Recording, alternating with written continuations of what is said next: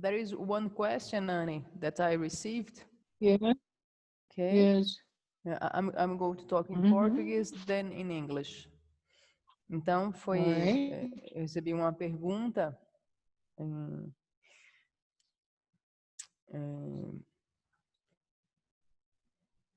Eu conheço o caminho espiritual há mais de 15 anos. Mas eu não consigo cumprir uma determinada prática. Porque o tempo inteiro eu estou sempre ouvindo ensinamentos, indo para um mestre, indo para um outro, ouvindo vários ensinamentos e práticas de diferentes linhagens. E hoje, em especial por causa da quarentena, que me faz refletir muito, eu fico me perguntando se esse é o melhor caminho de eu abordar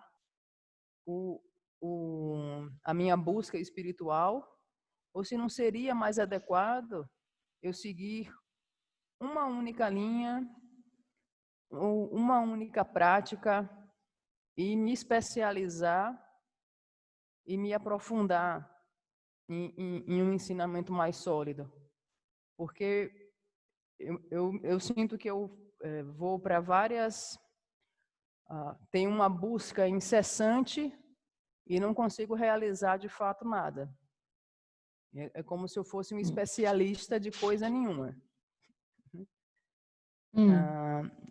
Então, o que você me orientaria? In English, I've been studying Buddhist path for more than 15 years, and I didn't, in fact, realized one determinate practice. But during these years, I'm always listening to teachings, listening to practices, doing different kinds of empowerment. And in this situation of pandemic, in this situation of we are in lockdown, and we have so many teachers giving teachings through the internet. And I realized that I am a specialist of nothing. And I don't know if this kind of behavior is health for my spiritual path, because I am doing always so many different things. And my question is it better I stay in one line of teachings, in one, or follow only one teacher and specialize myself in one specific practice? Maybe is it better than do what I'm doing till now? What do you think? What do you advise me? Yeah, that's a good, honest question. And I think that a number of people may have that same doubt. Basically because they don't practice. They don't practice enough. They don't commit to one practice and just keep doing it until they realize it, or they have certain signs within the practice.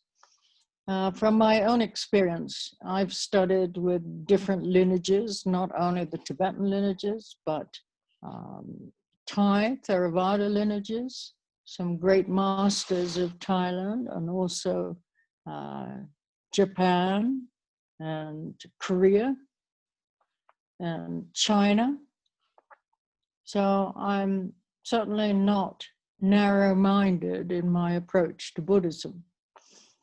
But I do suggest that if you really want to go deeply into a certain approach, then you need a teacher. And that, I think, without a doubt, you cannot do this by yourself. You may think that you can do it by yourself, but there's so many aspects of the path that you really need to understand how to work with, different challenges that arise along the path, that you have to see the best way to work with it. And without a teacher, really, you have no idea, even on a mundane level, you know, trying to study mundane subjects at the university. You can't even study mundane subjects without a professor of some kind helping you along with your studies. And here, with this kind of sublime knowledge that is so profound, we expect to understand how our mind functions without a teacher. I don't think anyone has actually been able to realize this. Maybe one person only, and that was Dujin Limpa Rinpoche. But other than that, every single master has had teachers in their lives that have helped them along the path.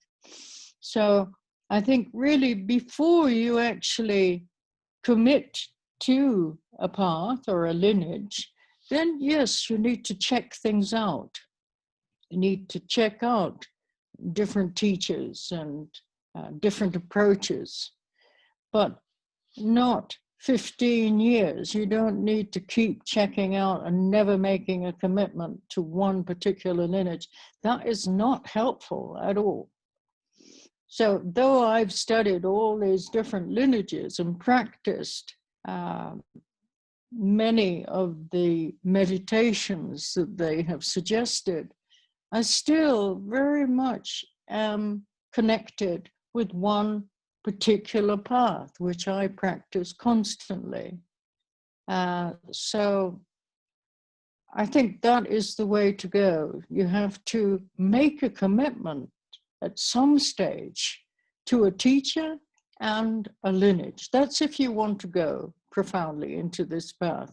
Otherwise, it becomes an excuse not to practice. It's just shopping, supermarket shopping, more empowerments, more this, more yidams, more. It just doesn't go anywhere. You go round in circles. You may think you've accumulated something, but really not. As you say, you become a master of nothing. Yeah. Okay, Carla. Okay.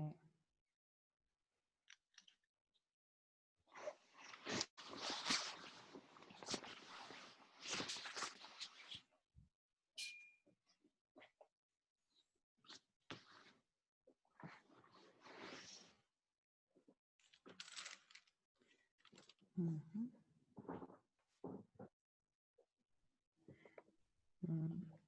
Basicamente, você tem essa sensação, né, de que você é um mestre de nada, um especialista de nada, porque você não está praticando o suficiente uma determinada prática.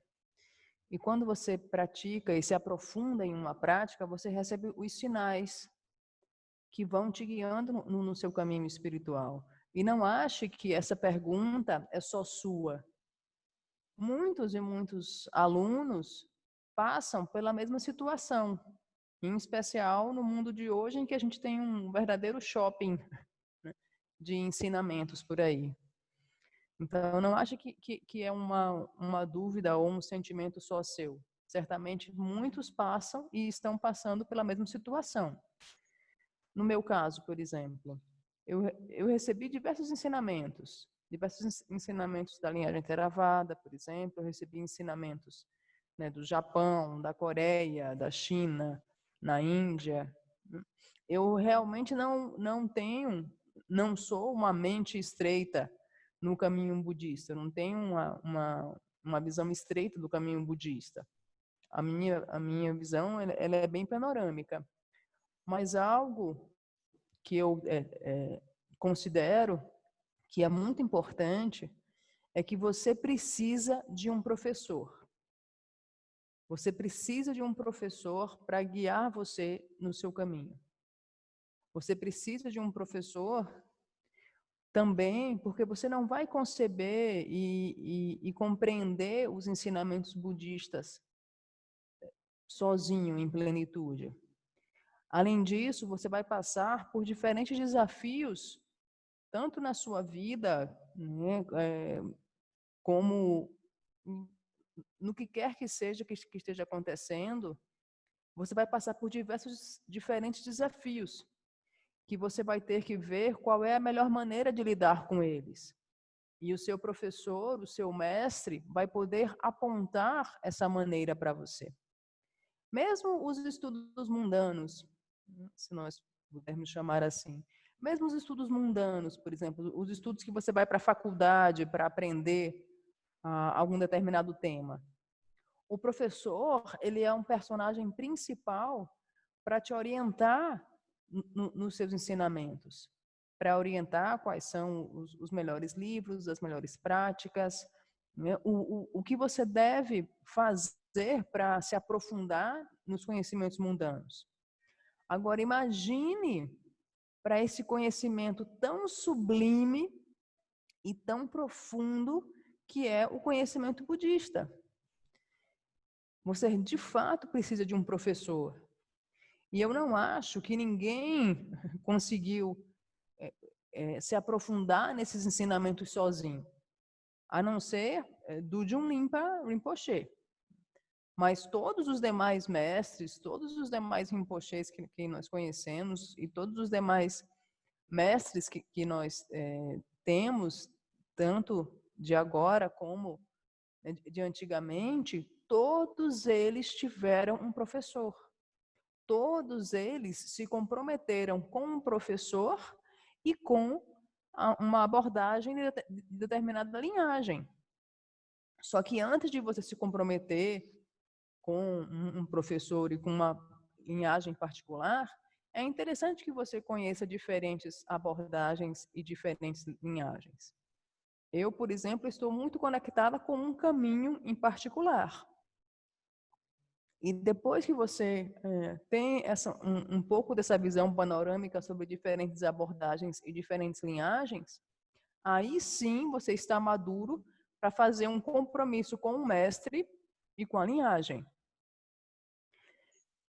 De outro modo, se você continua, né, mesmo depois de 15 anos, sempre borboleteando, né, de um ensinamento para outro ensinamento,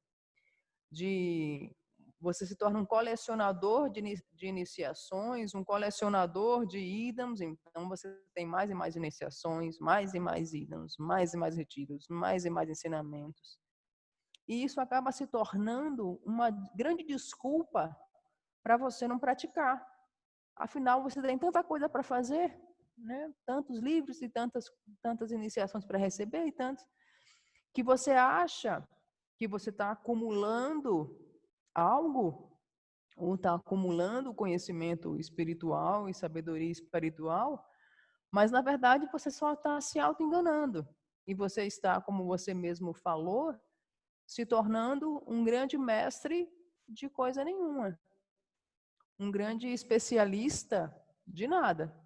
Mas é muito importante que você tenha um professor e que você tenha esse compromisso com o professor e com uma abordagem de determinada linhagem. That's it, Tani. Okay. So I know it's not easy, especially in Brazil. It's not easy to find a teacher. I'm not saying, just because I'm giving you teachings each week that I'm your personal teacher. That's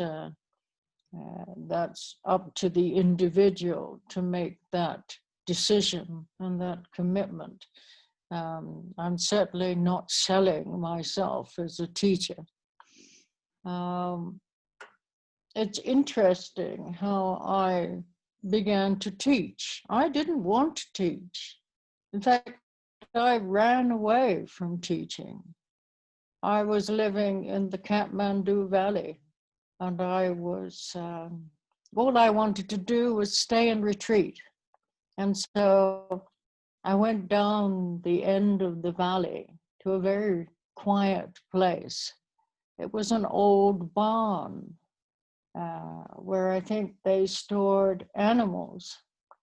And I'd heard that there was this very special Vajrayogini statue in this barn. I don't know why it was in this barn, but I went and I asked the owner, I said, can I open your barn? Can I go in there and pay respect to your statue of Vajrayogini? And so the man said, yes, of course. So I opened the door to the barn, and there was this huge statue of Vajrayogini just surrounded by hay for the animals. I thought, wow, what's that doing here? You know, that must be a special place. Some people must see it as a pilgrimage place. And so then I said to the man, can I stay here and retreat? And the farmer said, yes, of course you can stay. Bring some food because there's no food around here, and you can stay as long as you want. So then I made myself comfortable and started my retreat. And then later on in the week, a monk came and found me in this barn. And he said, you need to come back to the monastery.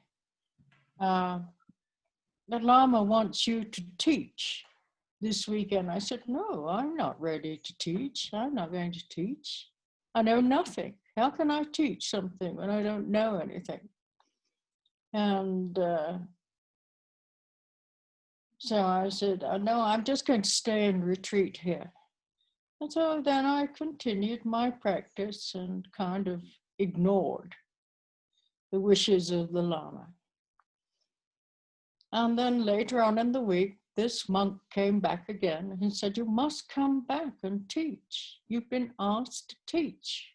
I said, but I don't know anything. How can I teach? So again, I refused. And then a third time, this monk came and he said, you must come. And usually in our tradition of Tibetan Buddhism, if you're asked to do something 3 times, you really cannot refuse. It's a kind of breakage of samaya, this promise between you and the Lama, this kind of unsaid promise. And so then I went back, begrudgingly I went back to the monastery. And there were 200 people there, 200 people from all over the world had come there to listen to the teachings that I was going to give. And I was so embarrassed. I said, wow, you know, these poor people, I don't know anything. You know, I've only just become a nun. How the hell, what am I supposed to be teaching? And I was asked to give a talk on karma. And I said, karma? Goodness me, I don't know it. How am I going to teach anything on karma? Anyway, that was 1972. Would you believe that? 1972 was the first public teachings that I gave, not on my own accord, but because I was asked over and over again to teach. And then from then on, that same Lama, he said, right, now you'll give a talk next week. And I said, no, I will not give a talk. Can you imagine saying that to the Lama? No, I will not. Yeah, well, that was a very hard lesson that I learned in breakage of samaya. And because of that, I left Nepal. And then I went to live in India, and I began to study with another Lama. And then I changed my approach. And then I went to study with the same teacher as Tenzin Palmo. I studied with His Eminence come to Rinpoche. And then my path began. I studied with a number of different lineages until I found something that I felt was really right for me, and a teacher that I felt was really right for me. And then from then on, there was no need to look for anything else. Okay, Karen. Uhum.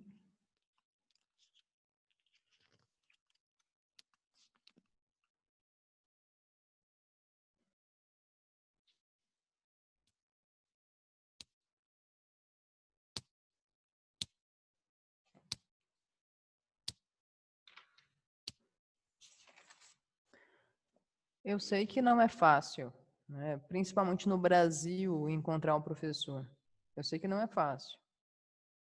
E eu também não estou dizendo que eu sou a sua professora porque eu venho aqui todos os domingos, semanalmente, ensinar para vocês.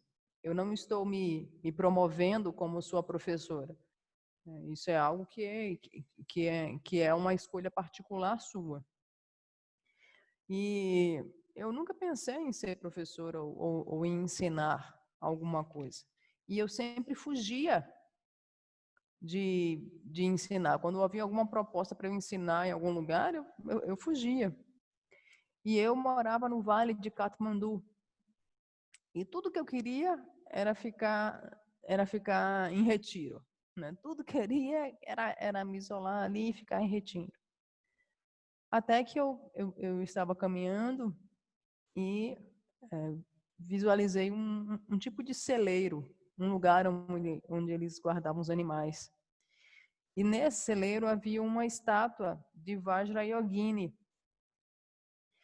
E aí eu falei para o fazendeiro, olha, eu posso entrar aqui para que eu possa saudar a estátua de Vajrayogini? Aí ele, claro, pode entrar.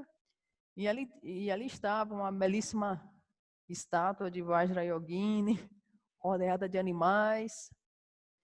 E aí eu olhei para o fazendeiro e perguntei, eu posso ficar aqui, ficar em retiro aqui? Aí ele falou, tudo bem, você só traz a sua comida, se arruma nesse espaço e pode fazer seu retiro.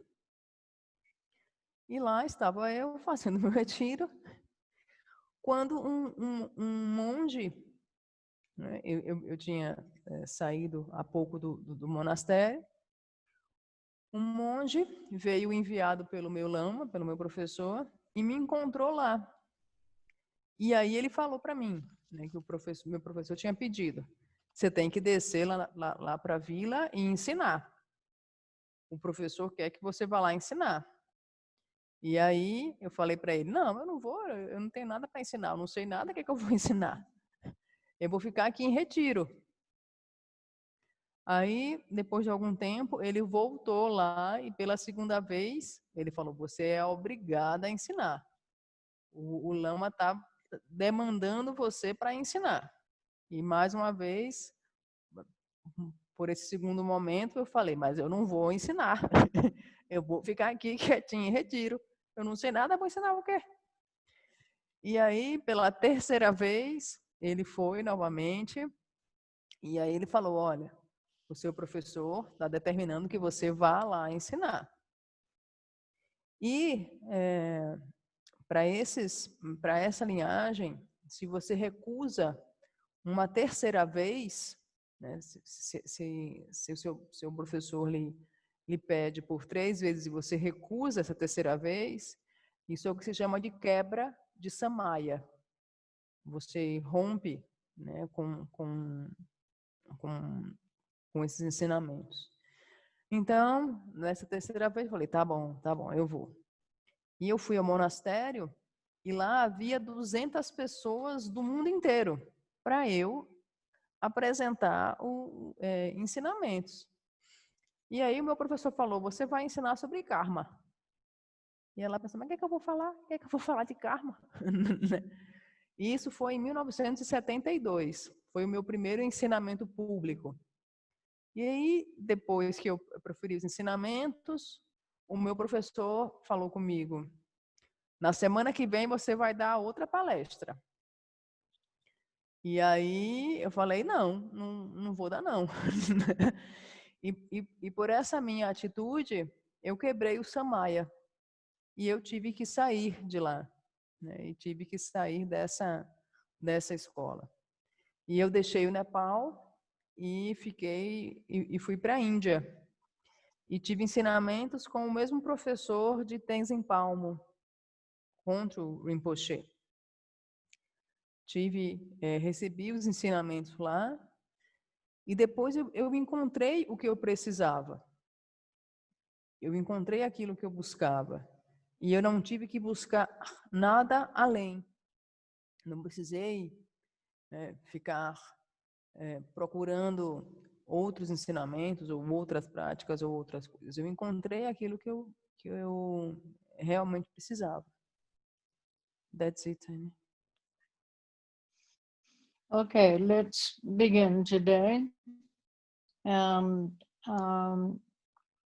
These past few weeks, I've been giving you different methods of shamatha to be able to focus the mind in a relaxed way, which is going to give you the appropriate texture of practice or quality of practice that you need to go profoundly into any kind of method that you're going to use, whether it's Theravada, Mahayana, Vajrayana, doesn't matter.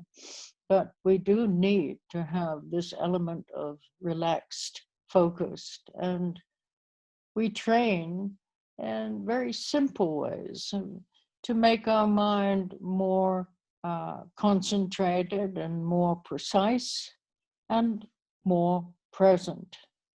So this is very helpful. This is, the meditation is like an element of magic.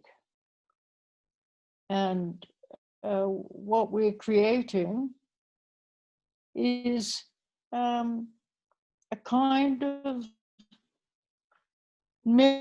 miracle that we're putting into effect. So please don't consider your meditation as being completely mechanical, purely mechanical, because it's not.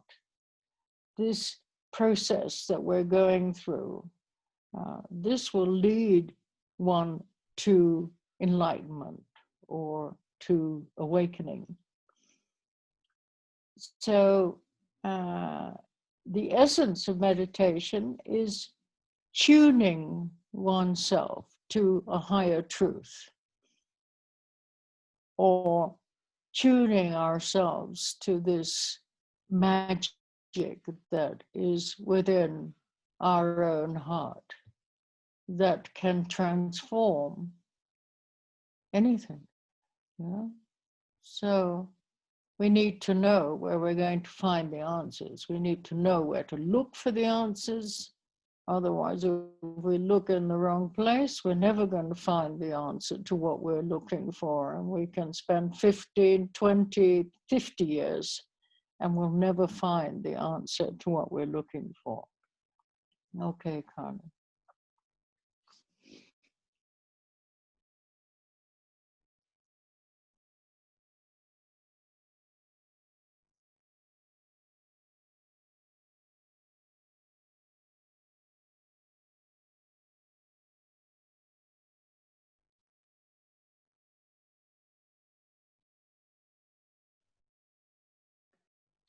Nessas últimas semanas, nós estudamos diferentes métodos de shamatha. Estudamos diferentes formas de relaxamento focado e de foco relaxado. E esse relaxamento focado é o que lhe dá a qualidade para a sua prática.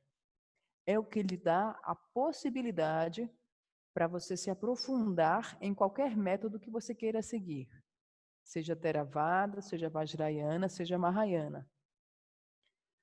Então, a prática de shamatha lhe proporciona esse relaxamento focado que vai permitir que você se aprofunde em qualquer método.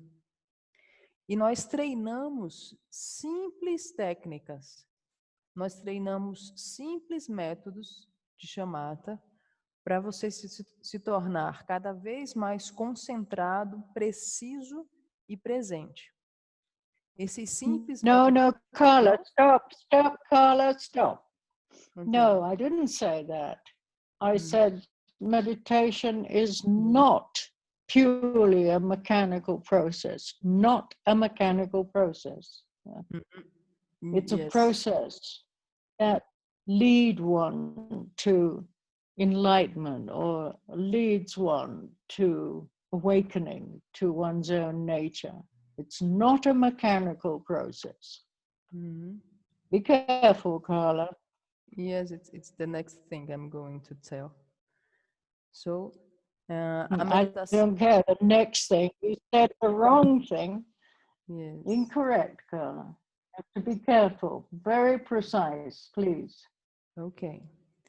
A meditação é um elemento mágico.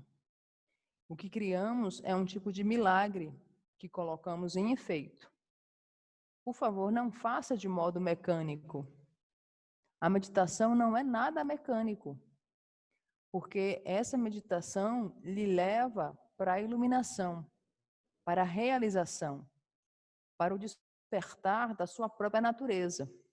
Essa meditação sintoniza você para essa magia que há dentro do nosso próprio coração, que é capaz de transformar tudo.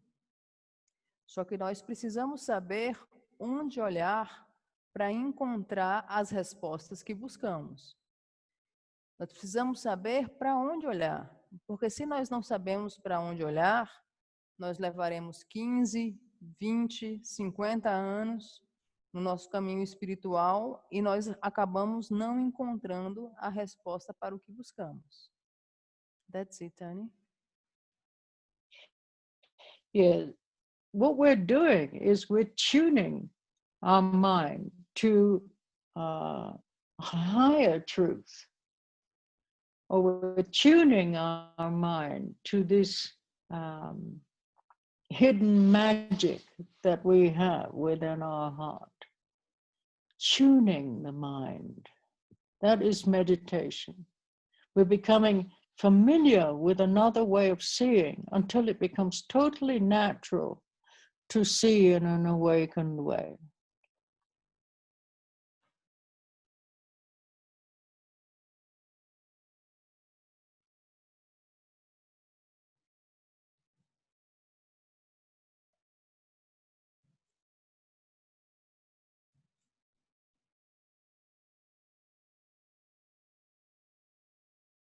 O que estamos fazendo é sintonizar a nossa mente com essa magia escondida que está no nosso coração. O que estamos fazendo é nos familiarizarmos com outro modo de ver, até que esse outro modo de ver se torne natural. Esse modo de ver desperto. Higher truth, a higher truth. You're missing something. I'm gonna really pull you up every time you don't say what I said. I said we are tuning our mind to a higher truth. The higher truth is the magic. Okay.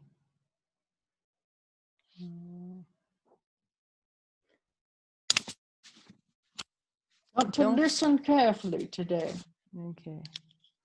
O que estamos fazendo é nos sintonizar com a verdade mais elevada. Essa verdade mais elevada é justamente essa magia que está escondida no nosso coração.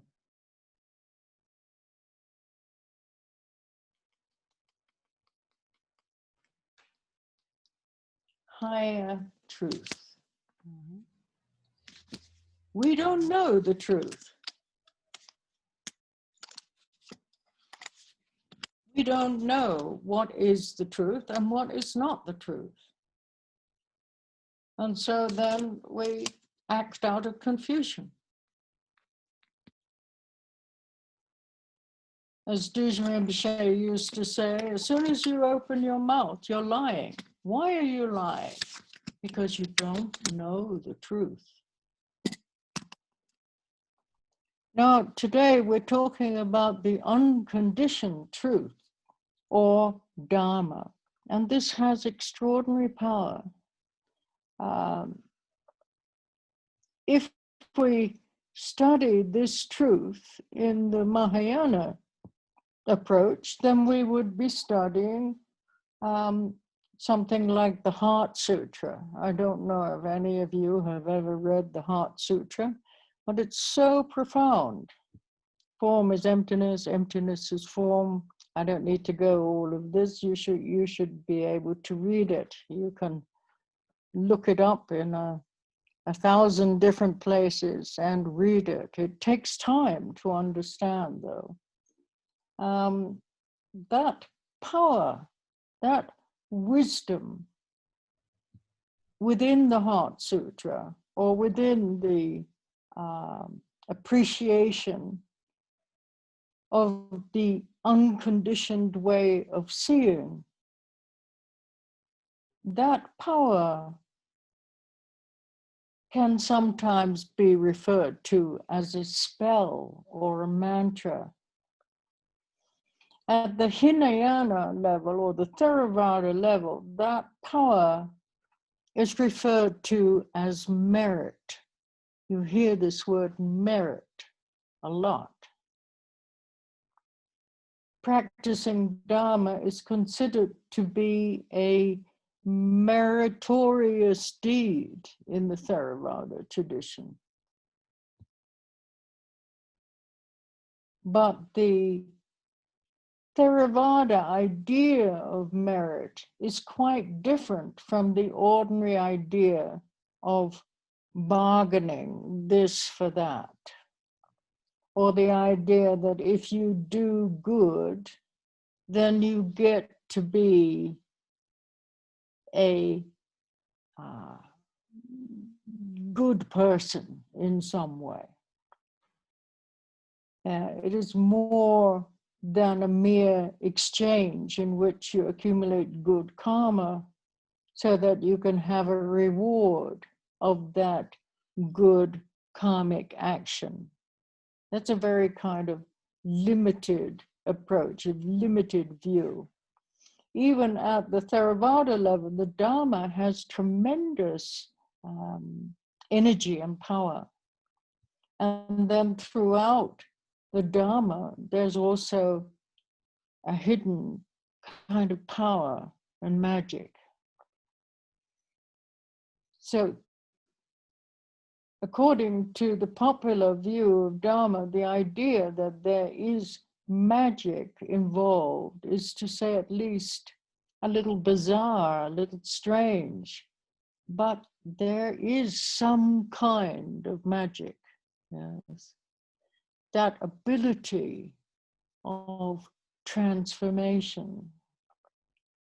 In meditation practice, we're tuning ourselves into an entirely different way of thinking, as opposed to our ordinary samsaric way of thinking, our dualistic way of thinking. So we've decided to relate with the truth, to tune into the Dharma. Tuning ourselves into the Dharma, committing ourselves into that stream or flow,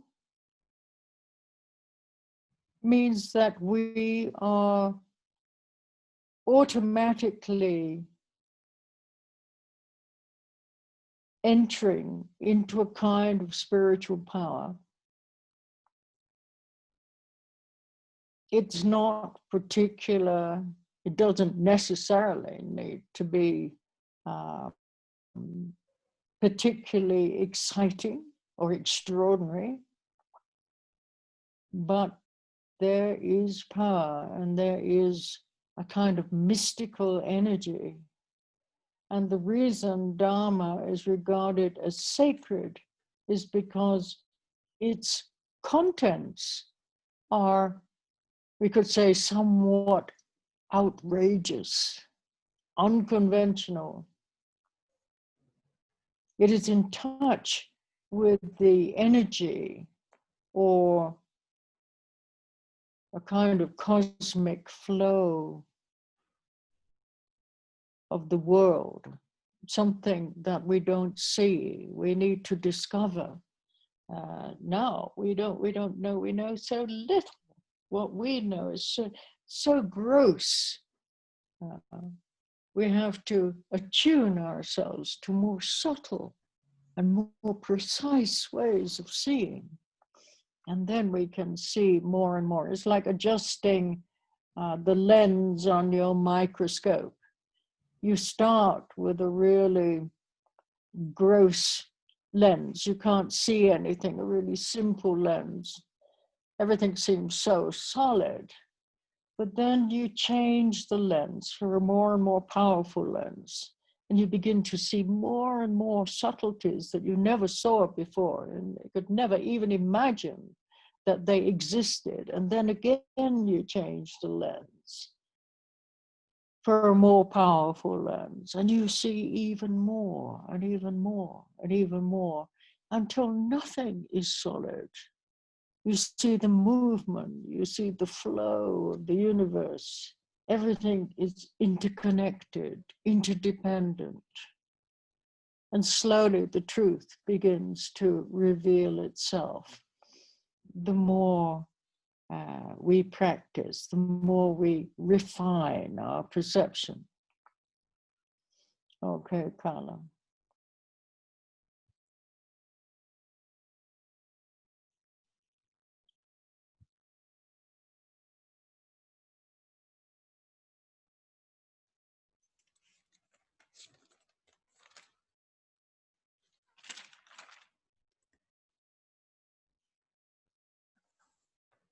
De fato, nós não sabemos a verdade. Nós não conhecemos a verdade. Nós não sabemos o que é verdade e o que não é verdade. E por nós não sabermos, nós ficamos confusos. Junjun Rinpoche dizia, assim que você abre a sua boca, você mente. E por que ele dizia isso? Porque assim que nós abrimos nossa boca, nós mentimos porque nós não vemos a verdade. Então, a nossa fala não corresponde à verdade, porque nós não vemos a verdade. E nós vamos estudar o Dharma. Na abordagem Mahayana, o Dharma é ensinado no Sutra do Coração, que provavelmente vários de vocês já viram e podem pesquisar, em que se menciona que forma é vacuidade, vacuidade é forma. E esse poder, essa sabedoria, está dentro do Sutra do Coração. E esse modo não condicionado de ver pode ser traduzido como soletrar de mantra. Já na abordagem Vajrayana, quando se menciona a respeito do Dharma, se menciona que praticar o Dharma é mérito, ou praticar o Dharma advém de atividade meritória. Já na Theravada, é uma abordagem bem diferente. Não diz respeito a barganhar alguma coisa por outra coisa. Não diz respeito a se você fizer algo bom, então você vai ser uma boa pessoa e aí você vai ser premiado, né, por essa ação kármica. Então, no nível Theravada, o que há é um poder escondido, um poder mágico. E a ideia é que essa magia está envolvida no Dharma. Essa habilidade de transformação. A meditação nos sintoniza com o nosso diferente modo de ver. Nós nos sintonizamos dentro do Dharma. Nós nos comprometemos com essa corrente, com essa fluência e o nosso modo de ver. Automaticamente, nós entramos em um poder mágico, que não é algo extraordinário, mas é um poder místico. Ele é sagrado porque contém algo não convencional, que nos conecta a um fluxo cósmico do mundo.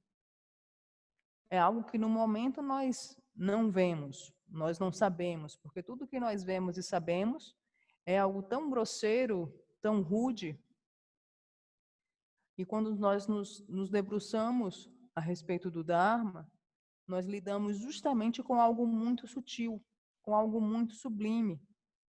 E isso que nós fazemos com as nossas práticas. Nós vamos refinando as nossas lentes, como se nós estivéssemos aperfeiçoando as lentes de um microscópio. Nós usamos uma lente de um certo poder e essa lente é capaz de ver determinados elementos.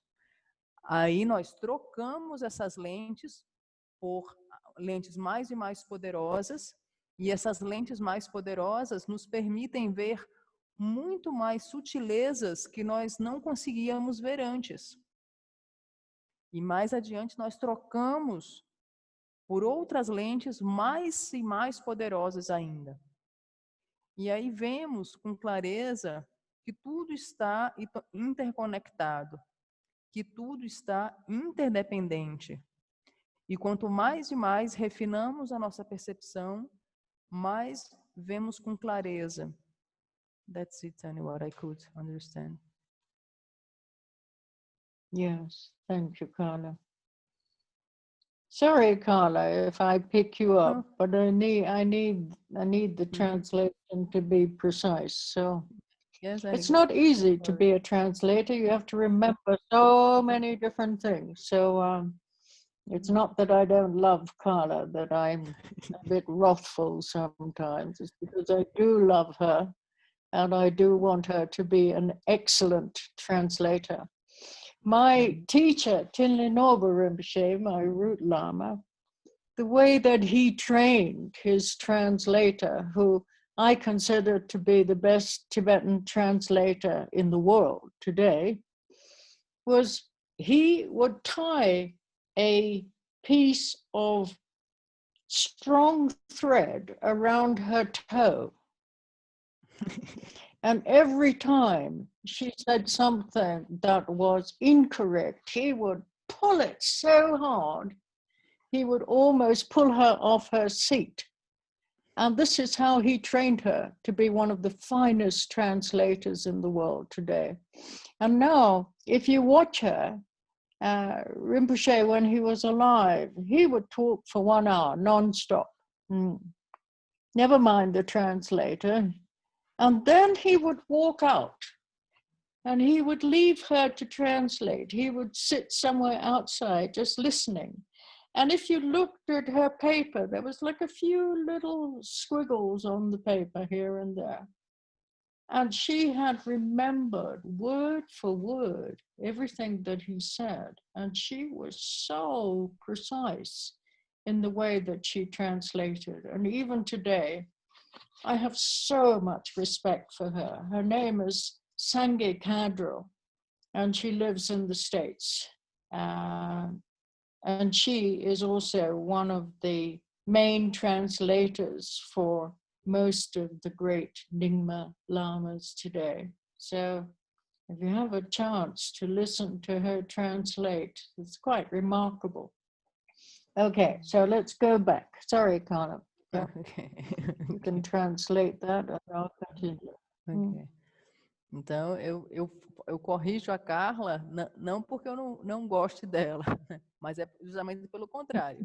Eu quero que ela, às vezes eu sou mais vigorosa com ela, porque eu quero que ela seja uma grande tradutora. Eu quero que ela se torne uma grande tradutora. O Tilinov, meu professor, ele tinha a melhor tradutora que eu já conheci. E como ele treinou ela, é muito interessante. Ele amarrava uma corda no dedo do pé dela, né? E ela estava ali traduzindo ele, e quando ela errava, ele puxava essa corda, né? Puxava assim, e ela quase caía, né? Quando ela estava traduzindo dos puxões que ele dava. Mas à medida ela foi sendo treinada por ele, ela se tornou a tradutora mais refinada que Anne conhece, a tradutora mais desenvolta. E chegou num ponto que, quando ele dava ensinamentos, ele simplesmente ficava falando por 1 hora, sem parar, e aí ele saía, né, ficava lá longe, e ela ficava traduzindo. E era curioso notar que nas anotações dela havia apenas alguns risquinhos, alguns sinais. Só que ela se lembrava palavra por palavra. O nome dela é Sanguiecandro. Sanguiecandro. Sanguiecandro. Ela mora nos Estados Unidos. E ela é uma das principais tradutoras, né, dos mestres da linhagem Enigma. Okay. So now we're talking about magic today. You know, we have our ideas of what is magic, but here we're talking about magic as being the cause, and it is what we are creating in the simple practice of meditation. We are involved in the process of transformation.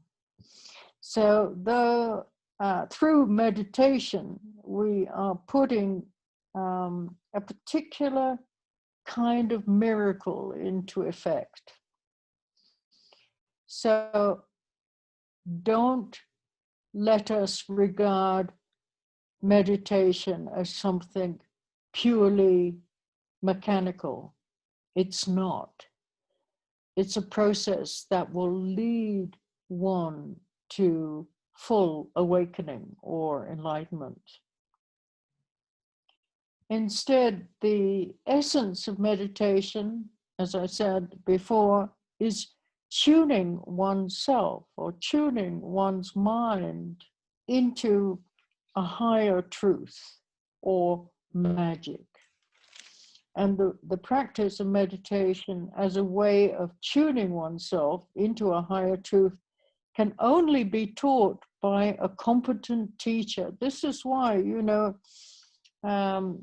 somebody today asking that question, you know, after 15 years, there's been a little transformation.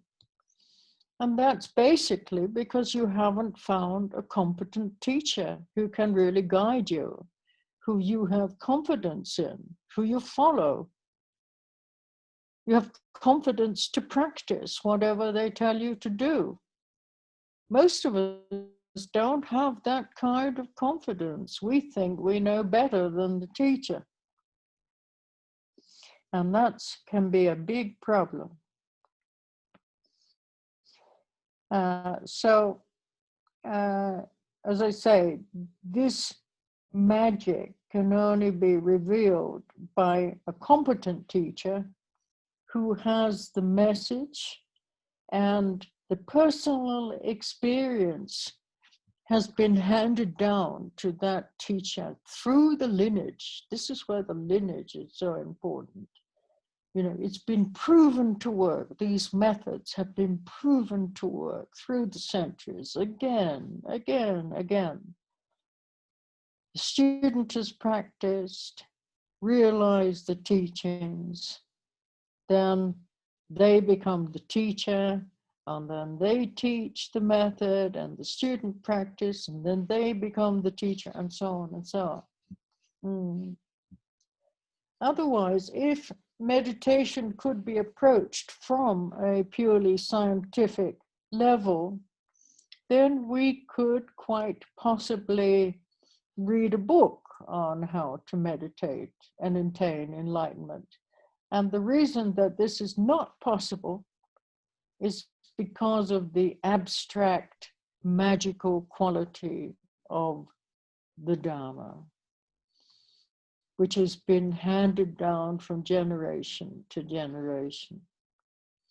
So that magical quality accompanies the experienced teacher So those of you who have met experienced teacher realize that they have this kind of magical quality.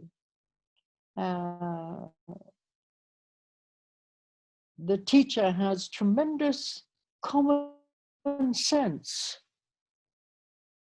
and wisdom, and is the holder of the Vajra, or this mystical power that can help reveal your own nature.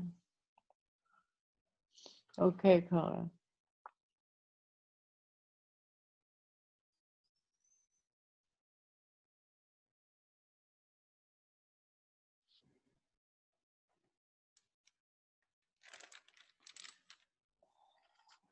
Nós estamos falando de mágica, estamos falando de magia. E nós temos nossas ideias particulares, né, de mágica. Só que quando nós estamos tratando de mágica aqui, mágica é a causa que criamos através da nossa prática. É o que faz com que nós nos envolvemos na transformação. É um milagre que se forma como o efeito da nossa prática de meditação. Não veja a nossa prática de meditação como algo puramente mecânico. Não veja a meditação como algo mecânico. A meditação é algo muito profundo, que nos leva ao estado desperto completo e à iluminação. Porque a meditação nos sintoniza com a verdade mais elevada. A meditação nos sintoniza com a magia. E para você ter essa sintonização, para você receber esses ensinamentos, você precisa de um professor competente. Você precisa de um professor que vai te guiar, porque você confia nele e você vai fazer o que ele te orientar, sem pestanejar. Equivocadamente, a maioria de nós considera ser melhor do que o professor, ou considera que sabe mais do que o professor. E isso é um grande problema. Nós precisamos de um professor competente, porque o professor competente saberá nos transmitir a mensagem e ele já comprovou a prática desses métodos e já realizou a prática desses métodos. Então, ele tem a competência para transmitir esses ensinamentos. E esses ensinamentos, eles advieram de uma linhagem em que os mestres dessa linhagem comprovaram essas práticas por séculos e por séculos.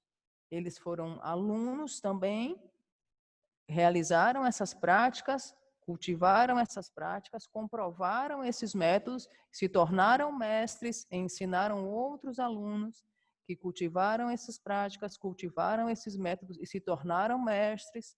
E isso foi realizado por séculos e séculos. Se a figura de um professor não fosse algo fundamentalmente necessário, para uma pessoa alcançar a iluminação, ela bastaria ler um livro. Vou ler um livro aqui de como se meditar, vou ler o livro, praticar o que esse livro diz e vou alcançar a iluminação, alcançar o estado desperto. Mas não é assim que funciona. Porque é o professor que dá essa qualidade mágica do Dharma, que foi transmitida de geração em geração. E são esses professores experientes, professores que comprovaram a eficiência de todos esses métodos, são esses professores que têm essa qualidade mágica e têm essa sabedoria. O professor é aquele que segura o Vajra, é aquele que pode revelar a sua verdadeira natureza.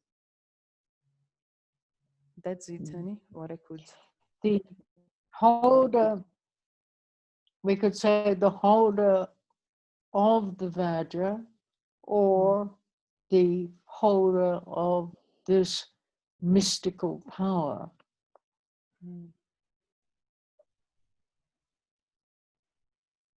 Então, O professor Those pode ser... state. Yeah. Ok. O professor pode ser o segurador do Vajra ou o segurador desse poder místico, aquele que segura. Yeah, what does Vajra mean? Vajra means indestructible. So what is indestructible? The only thing that is indestructible, has no birth, has no death, no beginning, no end. That is our own nature. So the teacher is the holder of this nature, has realized this indestructible nature or this mystical power.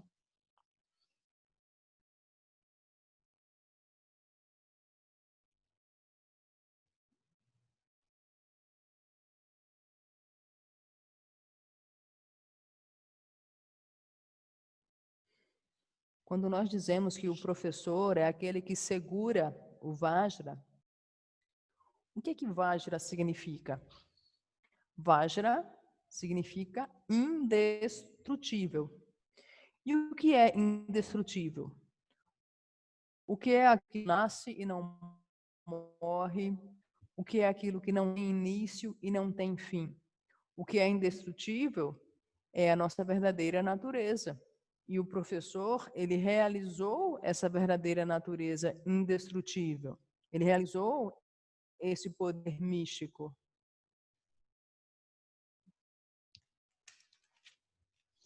So it's very important to know about this magical quality of meditation. So it is also true that Buddhism can be very scientific. It can be ordinary and extremely straightforward, but still it has a magical power. At this point, that mystical power may involve nothing more than employing a simple meditative technique. But in doing so, something happens to us. We don't know how it works, but it works.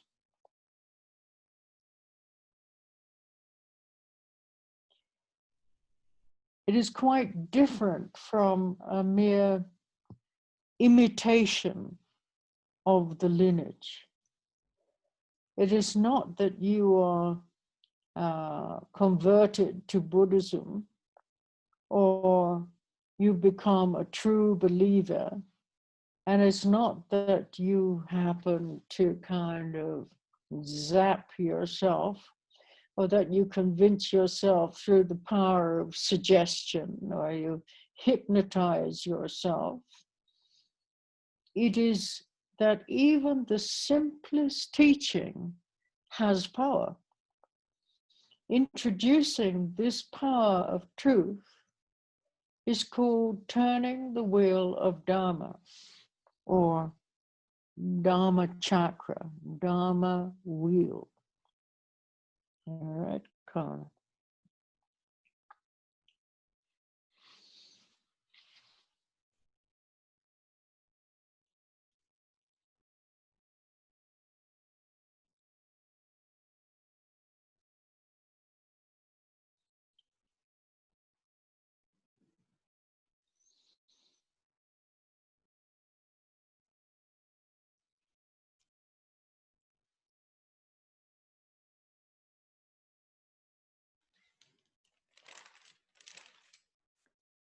É muito importante que nós saibamos e nós conheçamos a qualidade mágica da meditação. É sabido que o budismo ele pode ser muito científico, né? Algo diretamente científico.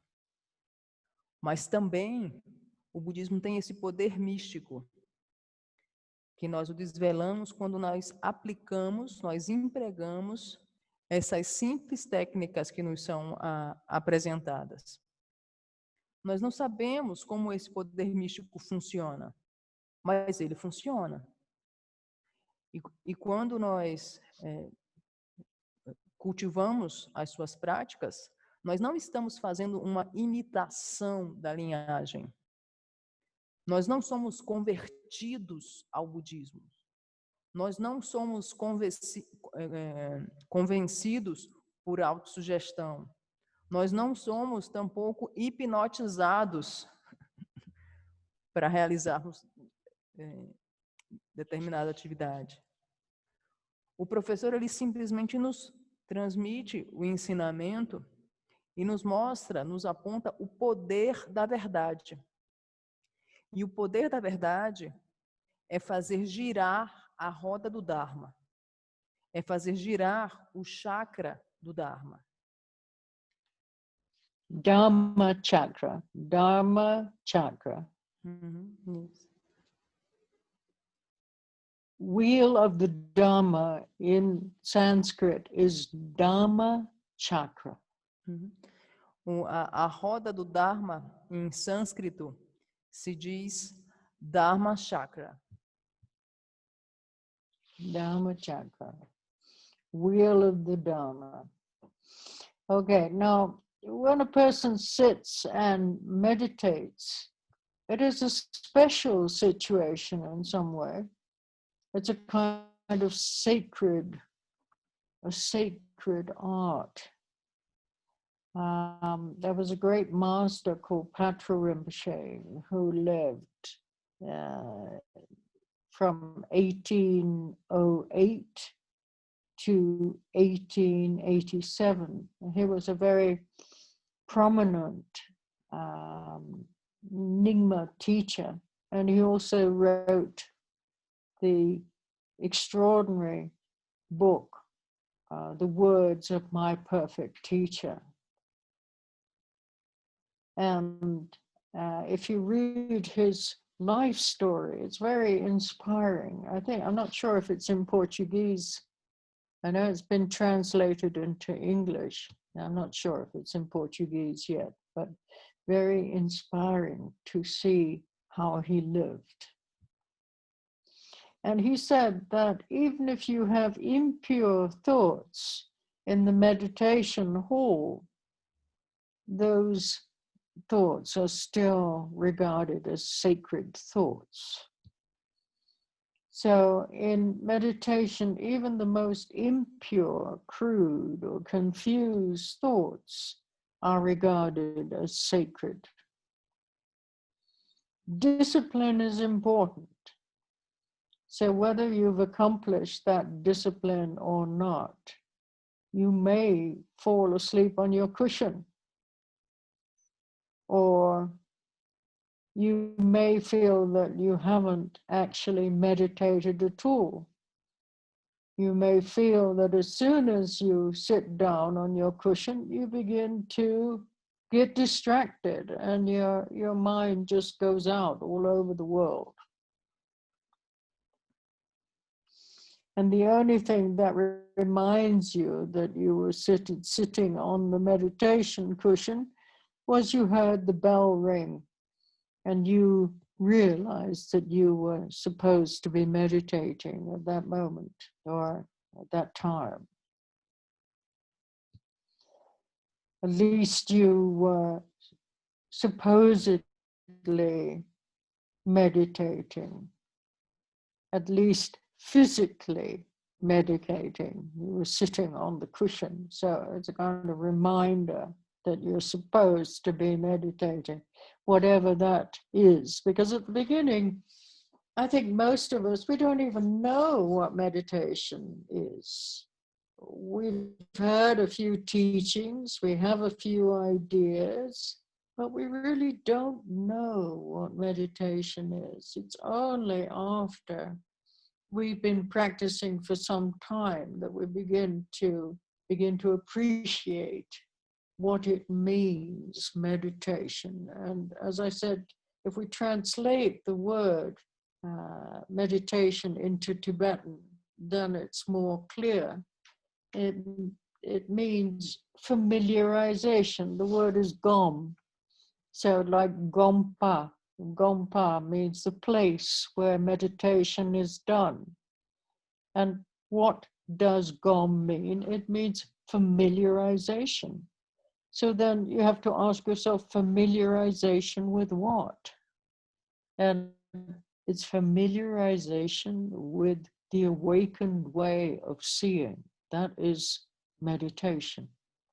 So if we're not familiarizing our perception with the awakened way of seeing, this clear, open, spacious way of seeing, then we're really not meditating.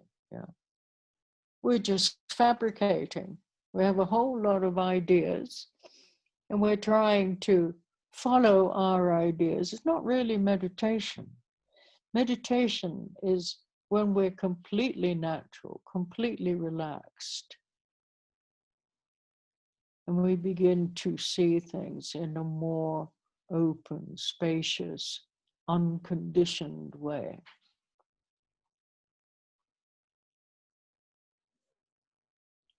Okay, Kara.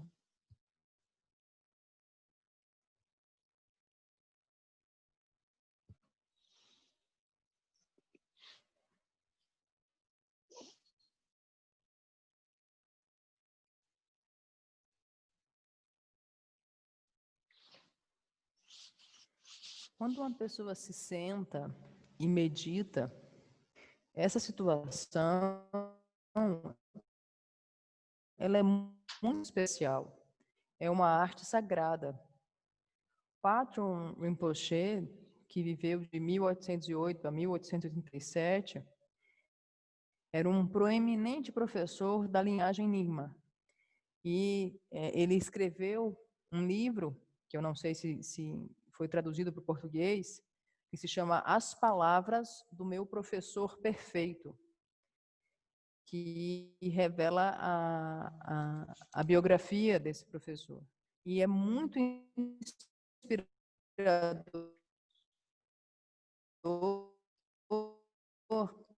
conhecer como ele viveu. E mesmo textos como sagrados, mesmo que você tenha pensamentos confusos e nebulosos, eles são vistos como sagrados. E mesmo que você possa adormecer na almofada, você vai sentar e já vem uma sonolência e você fica ali na almofada. Ou você pode achar que você não está meditando de forma alguma. Ou você pode achar que você simplesmente está ali sentado, mas está totalmente distraído, disperso, divagando. E aí você só percebe que você está meditando quando, né, alguém toca um sino. Mas pelo menos você está sentado ali, meditando. E o fato de você estar sentado ali, meditando, serve como um lembrete de que você está ali para meditar. E no começo, nós não sabemos o que é meditação. Nós não sabemos o que significa meditação.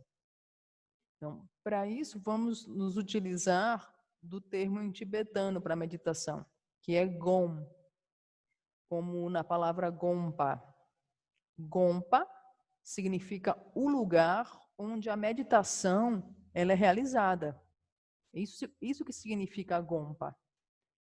E Gom, em tibetano, significa familiarização. Mas é se familiarizar com o quê? Significa se familiarizar com um modo desperto de ver. Se nós não nos familiarizarmos com esse modo de ver desperto, aberto, sem limites, nós não vamos meditar de fato. O que nós faremos será simplesmente termos um monte de ideias a respeito de meditação e nós vamos seguindo essas ideias especulativas a respeito de meditação. Meditação, de fato, é algo completamente natural, completamente relaxado. E nós vemos mais e mais mais e mais esse modo aberto, sem limites, sem barreiras, esse modo não condicionado de ver. That's it, Tani. The words of my perfect teacher is not the autobiography of Patra Rinpoche. I said that the autobiography of Patra Rinpoche has been translated from Tibetan into English. Not the words of my teacher is the autobiography. Yeah. Okay. So there's a mistake there. The words of my perfect teacher is a very clear instructions along the path, from the preliminary practices, from the what we call the outer nundro, then the inner nundro, the what we call the Longchen Nintic lineage is described in detail in this book, The Words of My Perfect Teacher. It's like the Buddhist Bible in some case, the Nyingma Buddhist Bible.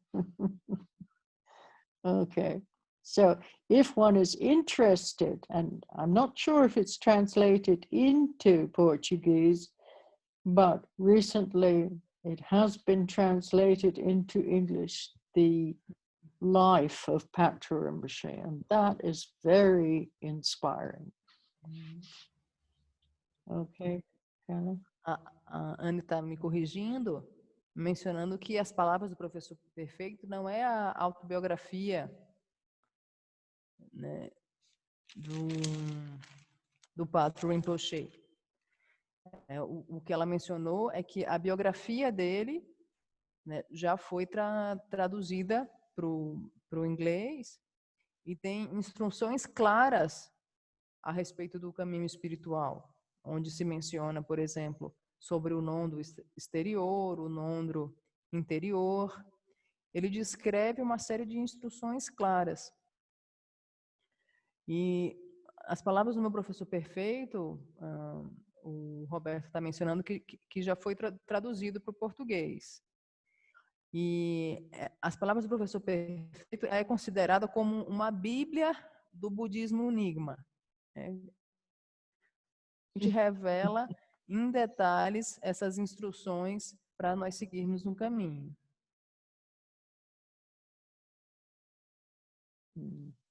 Okay, so even now, let's say in meditation,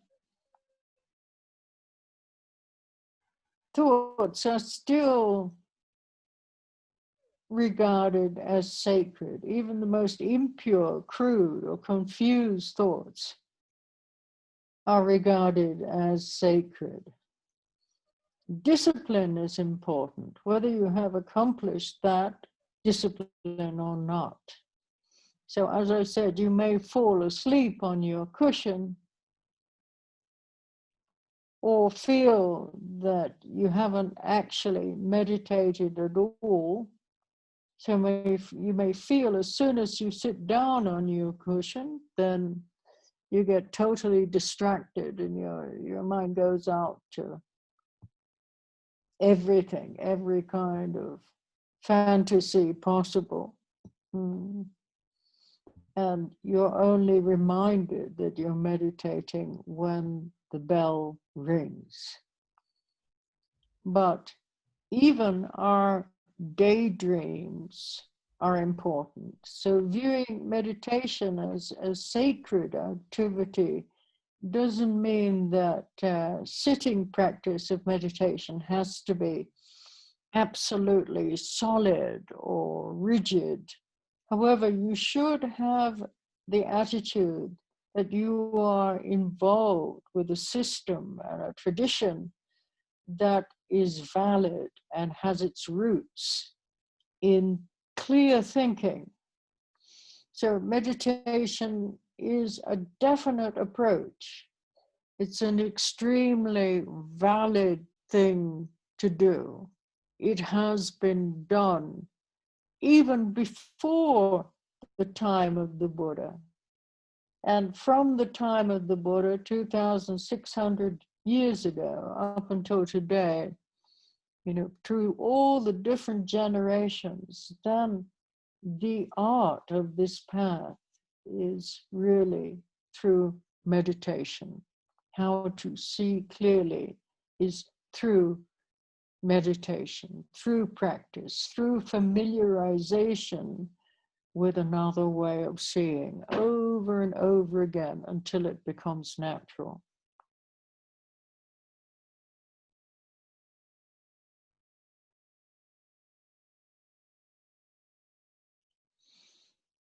Okay, Carla.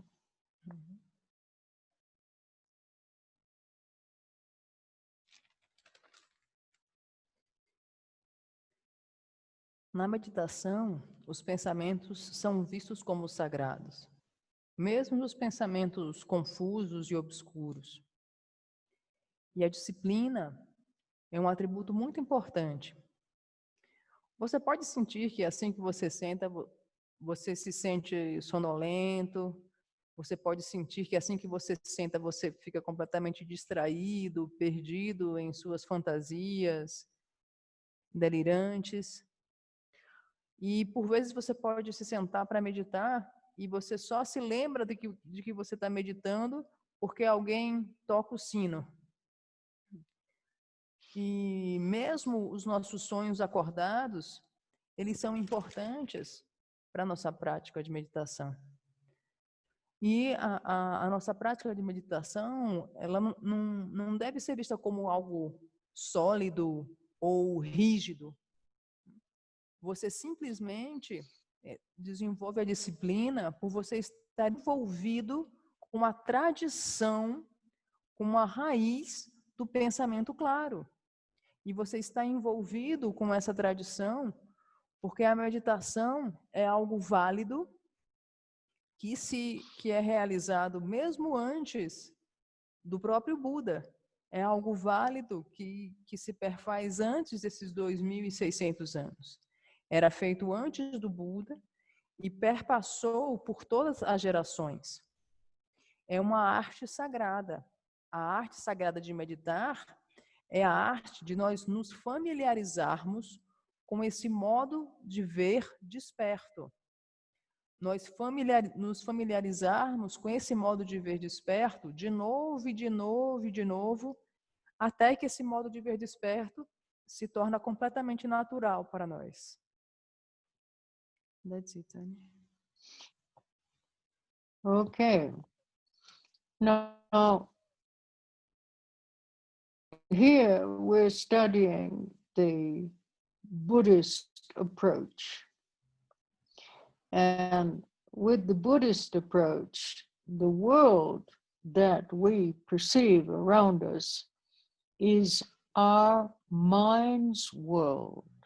It is our mind that is creating the world that we perceive. So we could say our world is the product of our mind. And this is really important to understand because the whole path of Buddhism is about the mind. It's nothing external. It appears to be external, but in actuality, no, it is just an expression of our own mental processes.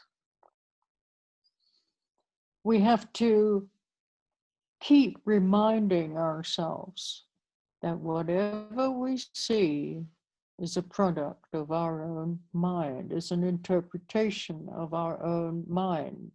Whatever is coming in through our five senses is constantly being interpreted by our thought process or our mental consciousness, which is our sixth sense.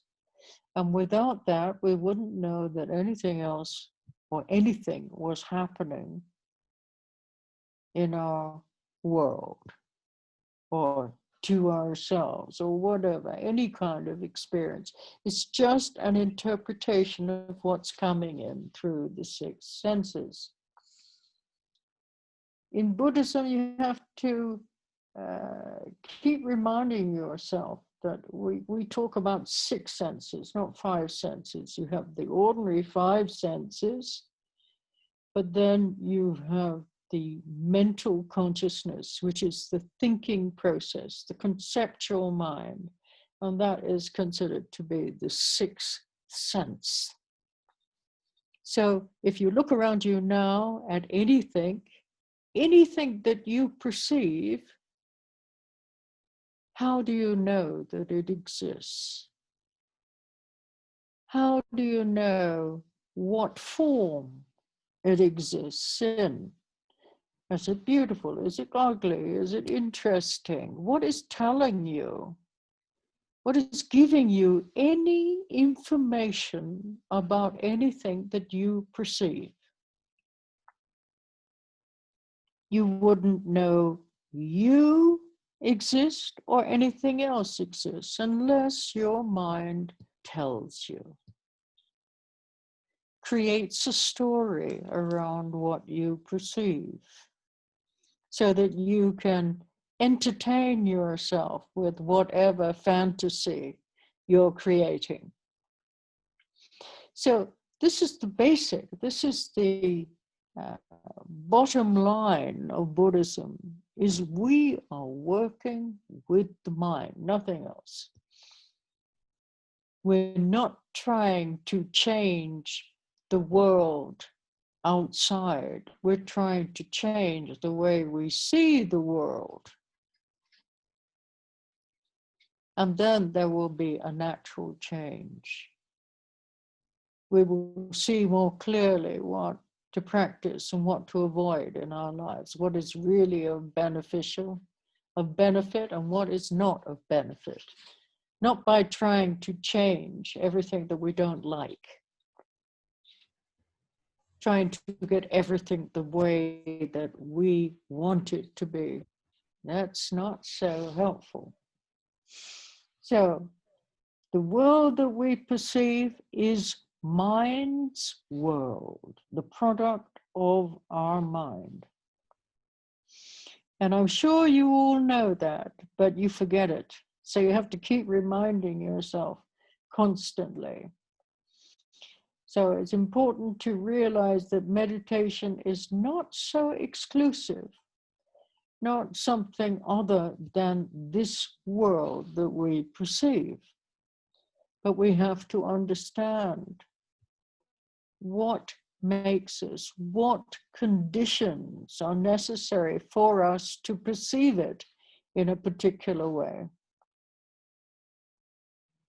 So in meditation, you're dealing with the very mind that built your glasses, if you wear them like me, and put specific lens in the rims of the glasses. You know, that's all done by the mind. What we think is necessary, what we don't think is necessary. It's all our daily life activities. This is meditation. This is understanding why things appear to be the way they appear and how they actually are, which is two truths. How they actually are is the unconditioned level of truth, what we call the absolute truth. And how phenomena appear to be dependent on certain conditions, that is what we call the relative truth. And we have to understand both simultaneously. And then awakening, we go through the process of awakening to what we call the true nature, the unconditioned nature. Okay, you translate that, and I'm going to look at what the rats are doing, because I'm sitting over here by the kitchen where the food is, and the rats are now attacking the altar They already chewed through 3 malas. I don't know why they like malas, but they destroy all my malas. They cut the thread through the malas, eat the beads or take the beads to their nest, pull the ornaments from the statues. Oh, it's not easy living here with all these rats. And I don't kill anything, so I have to find ways to live with them. So not easy. So excuse me a moment whilst I check what is being eaten. It could be my bed, could be anything. All right, see you in a minute.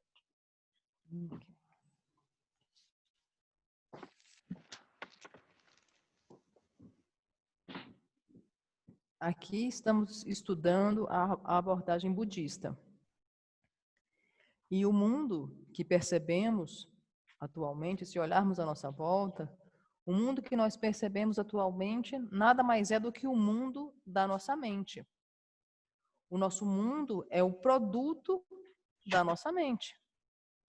O caminho inteiro budista é sobre a mente. E aparentemente, nós concebemos que o nosso caminho espiritual é algo externo. Mas, na verdade, é só a expressão do nosso processo da mente. Tudo que nós percebemos é a interpretação da nossa mente. O que quer que nos entra pelos sentidos é a nossa mente que interpreta, a nossa consciência mental que nos diz o que sendo. Sem essa consciência mental, nós não saberíamos que tipo de experiência estaríamos vivenciando. No budismo, nós mencionamos que há 6 sentidos. Os 5 sentidos já conhecidos e o 6º sentido, que é denominado a mente conceitual, que é o nosso processo de pensamento.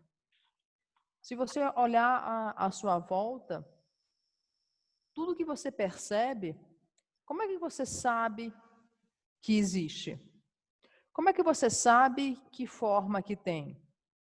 Como é que você pode julgar o que diz para você que é bonito, feio, bom ou ruim? O que é que está lhe dando qualquer informação sobre aquilo que você percebe? O que é que ele diz que você existe e o que está à sua volta existe? Sem a sua mente para dizer o que você percebe, sem a sua mente para dizer que você existe, você não saberia. Você pode, inclusive, se entreter com as fantasias que a sua mente cria. Mas, de todo modo, essa é a base do budismo. É trabalharmos com a nossa mente. Você não tenta mudar o mundo lá fora. Você não quer que as coisas fiquem do jeito que você gostaria que fosse, você vai lá, tenta forjar o mundo lá fora. Você se dedica a mudar o seu modo de ver. E através da sua prática, você vai ter clareza sobre o que praticar e o que não praticar. O que cultivar e o que evitar. E você não vai ficar sendo levado a essa vontade compulsiva que nós temos de sempre querer mudar as coisas para que as coisas fiquem do jeito que a gente quer. O mundo que nós percebemos é o mundo da mente. Eu sei que vocês sabem disso, mas nós precisamos constantemente sermos lembrados, de novo e de novo. Nós temos que entender o que é que nos condiciona. Nós temos que entender o que condiciona para que nós percebemos de determinado modo. Na meditação, você verá como você constrói os seus... É como se você tivesse um óculos, como eu uso óculos. Como se você tivesse esses óculos e você vai descobrir como você constrói esses óculos e como você coloca as lentes no encaixe desses óculos. Como você encaixa as lentes para julgar o que nós achamos que é necessário e que não é necessário. Você com a meditação, você verifica como as coisas parecem ser e como as coisas são de verdade. Na meditação, você busca ver a verdade absoluta, a verdade não condicionada, que é diferente da verdade relativa com a qual nós estamos acostumados. A verdade relativa, porque é a verdade condicionada. Na meditação, nós nos debruçamos ao processo de ver a nossa verdadeira natureza não condicionada. E agora eu vou deixar vocês com a tradução, porque eu vou verificar como é que estão os ratos aqui. Porque eu estou ouvindo que eles estão se mexendo em algum lugar e eu preciso dar uma olhadinha, porque eles devoram tudo. Eles já comeram 3 malas, 3 japamalas. Eles mordem a cordinha e aí ou eles comem as sementinhas ou eles deixam para lá. Eles comem os ornamentos das estátuas. E como vocês sabem, eu não mato nada. Então eu tenho que aprender a conviver com eles. That's it, Annie. Yeah. Actually, you missed something, Carla. Okay. You didn't express the relative truth in the right way. I said the relative truth is how the world appears to us dependent on conditions. That's why it is relative to those conditions coming together. But for most of us, we don't even understand relative truth, let alone absolute truth. We think what we perceive is actually existing from its own side the way we perceive it. It's, oh, that's interesting, that's nice, that's big, that's small, that's beautiful, that's ugly. But that is not seeing relative truth. It appears to be beautiful. Why? Because we have certain ideas of what is ugly. It appears to be big because we have certain ideas of what is small. It's not just an entity, isolated entity. It is relative to certain conditions. So it appears to us to be a certain way. And we don't appreciate that at all. The way we see now, when we look around us, we see everything as an absolute. It just exists the way that we think it does. And we don't stop to check ourselves. We don't stop to reflect that everything that we perceive is an expression of our own mind, of our own mental processes. Again, we have to keep reminding ourselves. Otherwise, we'll get lost in our projections. We'll never wake up. So we have to be really kind of strong, courageous, confident to cut through this thought process that we keep getting lost in. Yeah? Otherwise, we're never going to be free. I keep saying it over and over again, and I will say this over and over again because you keep forgetting. That is the power of our ignorance and confusion. We keep forgetting, and we come back to this confused way of seeing. All right, Carla.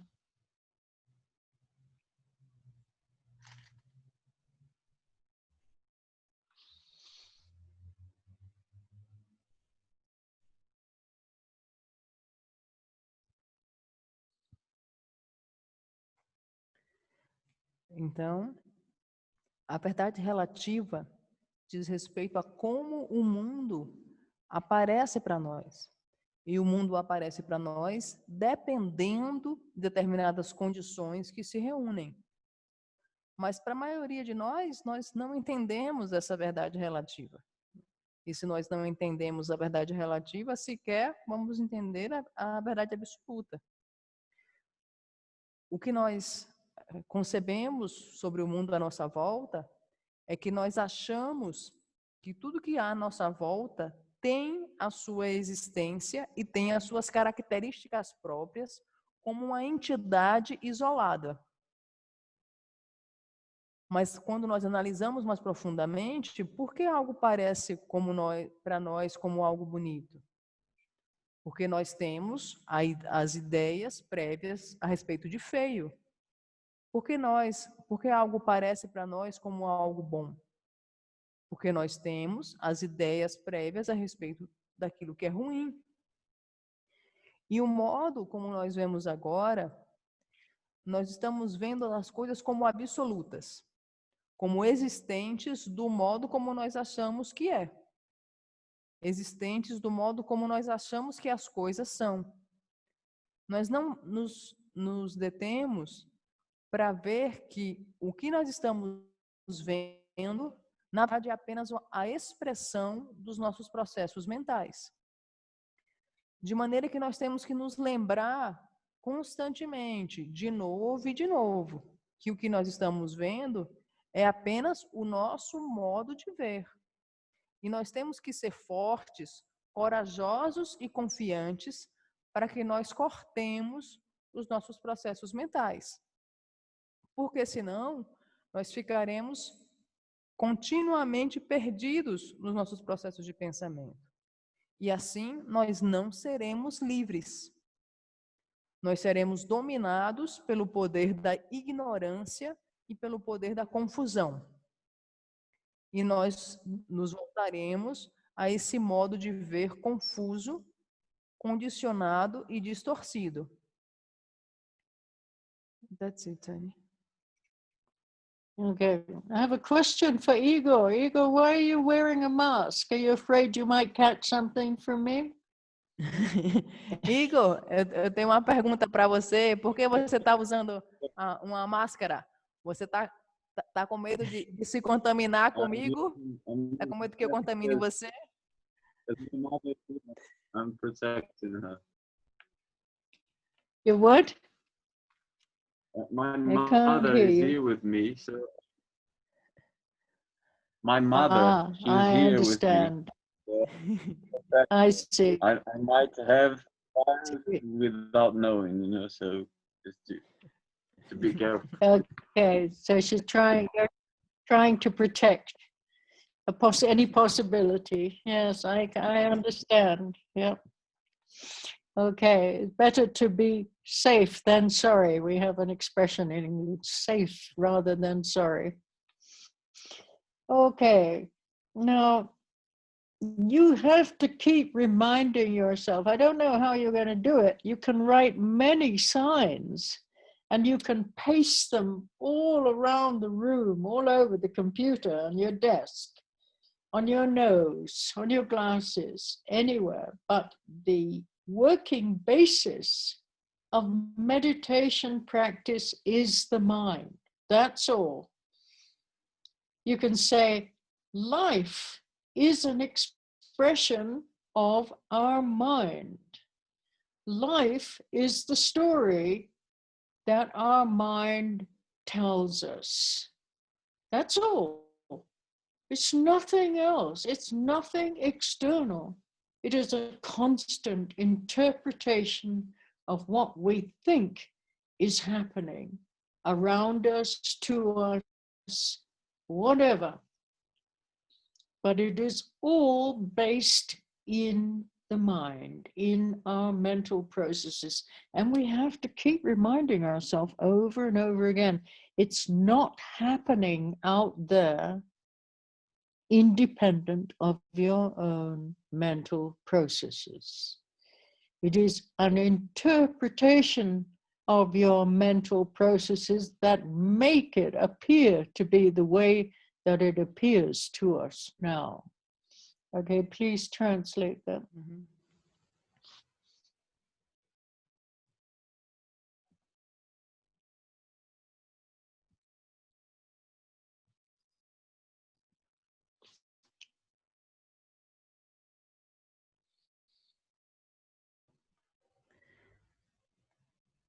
Em inglês tem uma expressão que diz: é melhor estar seguro do que se lamentar depois, né? Então é bom usar a máscara para proteção. De maneira que seria recomendável que nós tivéssemos muitos e muitos sinais, muitos e muitos lembretes no nosso nariz, nos nossos óculos, sobre a nossa mesa, no nosso computador, que nos fizesse lembrar que é a nossa mente que cria as nossas experiências. E a base da meditação é a mente. A vida nada mais é do que a expressão da nossa mente. A vida nada mais é do que uma história que a mente nos conta. É uma constante interpretação sobre aquilo que está acontecendo à nossa volta. De maneira que nós temos que nos lembrar de novo e de novo. E nada que acontece na nossa vida pode ocorrer independentemente do nosso processo mental. É a atividade dos nossos processos mentais que diz o que nós estamos experienciando agora. That's it, Tani. What I could take. Okay, so without so-called mind or without a state of consciousness, then one cannot embark on a spiritual path. So as far as meditation practice is concerned, the mind is what we are working with. So instead of trying to sort out our usual daily problems, we're turning inward to the fundamental problem of this or that. So we begin mindfulness practice on a really primeval level. You've got to find the basis of your practice. What are we working with? We're working with our own mental processes, nothing else. That is the basis of life. That's the basis of our spiritual path. Don't get lost. Without the mind, there is no spiritual path. There is no life that we can talk about, no experiences that we can talk about. So since mind is the working basis for the practice of meditation and awareness, mind has to be understood. So what is mind? You know, many of you, my old students, you've heard me give definitions of mind over and over again. You know, everyone has a kind of slightly different definition of mind. And, you know, the Tibetan, they have so many different words, nine different words for the word mind, depending on the type of perception, whether it's dualistic perception or awareness or what we call ordinary mind, or just 9 different words. We only have one word. So a sentient beings opposed to rocks, trees, or water, then we are considered to possess mind. We are capable of discriminating awareness. We experience duality, and that includes both holding on to whatever we perceive or rejecting whatever appears. So the Tibetan word for mind, ordinary mind, is sem, S-E-M, sem, which means that which can associate with other. So that which can associate with an object. So in the Tibetan phrase, Yul lasem penasem, yul means the other or the projection. So that which can associate with the projection, that which can think of the other or the projection. And this is the definition of mind that I use when I'm teaching. So mind is not just some strange, unknowable factor in our head or our heart. It's not something that just happens, like the wind or the grass growing. Mind or sem is a very specific term that is used to depict a certain function.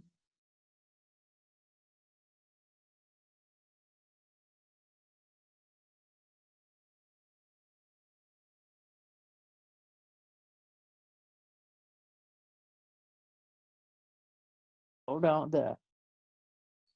We are creating the objective world that we perceive.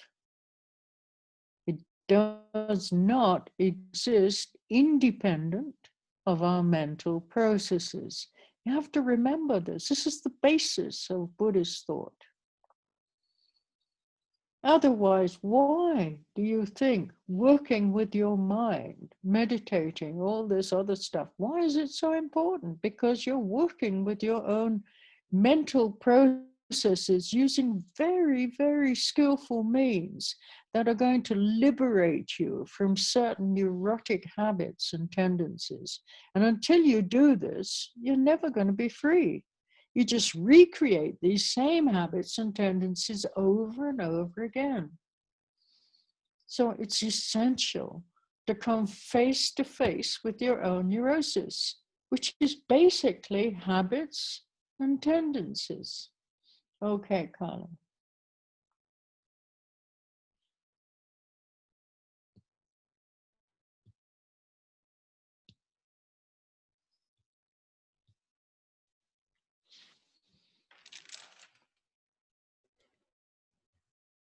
Sem a chamada mente, nós não podemos nos adentrar no caminho espiritual.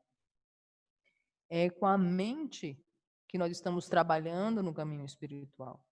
E quando nós compreendemos que nós estamos trabalhando com a mente, em vez de nós ficarmos proferindo os julgamentos ou qualquer tipo de apontamentos para fora, nós simplesmente nos voltamos para dentro, nos voltamos para a nossa mente, nos voltamos para como funcionam nossos processos mentais. É por isso que é muito importante que nós pratiquemos atenção plena. De maneira que nós temos que achar a base do nosso caminho espiritual. E a base do nosso caminho espiritual é justamente trabalhar com os nossos processos mentais, trabalhar com a mente. Porque sem a mente não há caminho espiritual, sem a mente não há vida, sem a mente não há experiências. A mente deve ser compreendida. E em tibetano há 9 palavras que indicam o termo mente. Há inúmeras definições, né, para o termo mente. Há, por exemplo, percepção dualista. Então, a mente deve ser compreendida em profundidade. Os seres sencientes, como pedras, árvores e água, eles são diferentes de nós, porque nós podemos discriminar o estado desperto. Nós podemos experienciar a dualidade. Nós podemos segurar aquilo que nós concebemos, que experienciamos. Nós podemos segurar o que aparece ou nós podemos soltar o que aparece.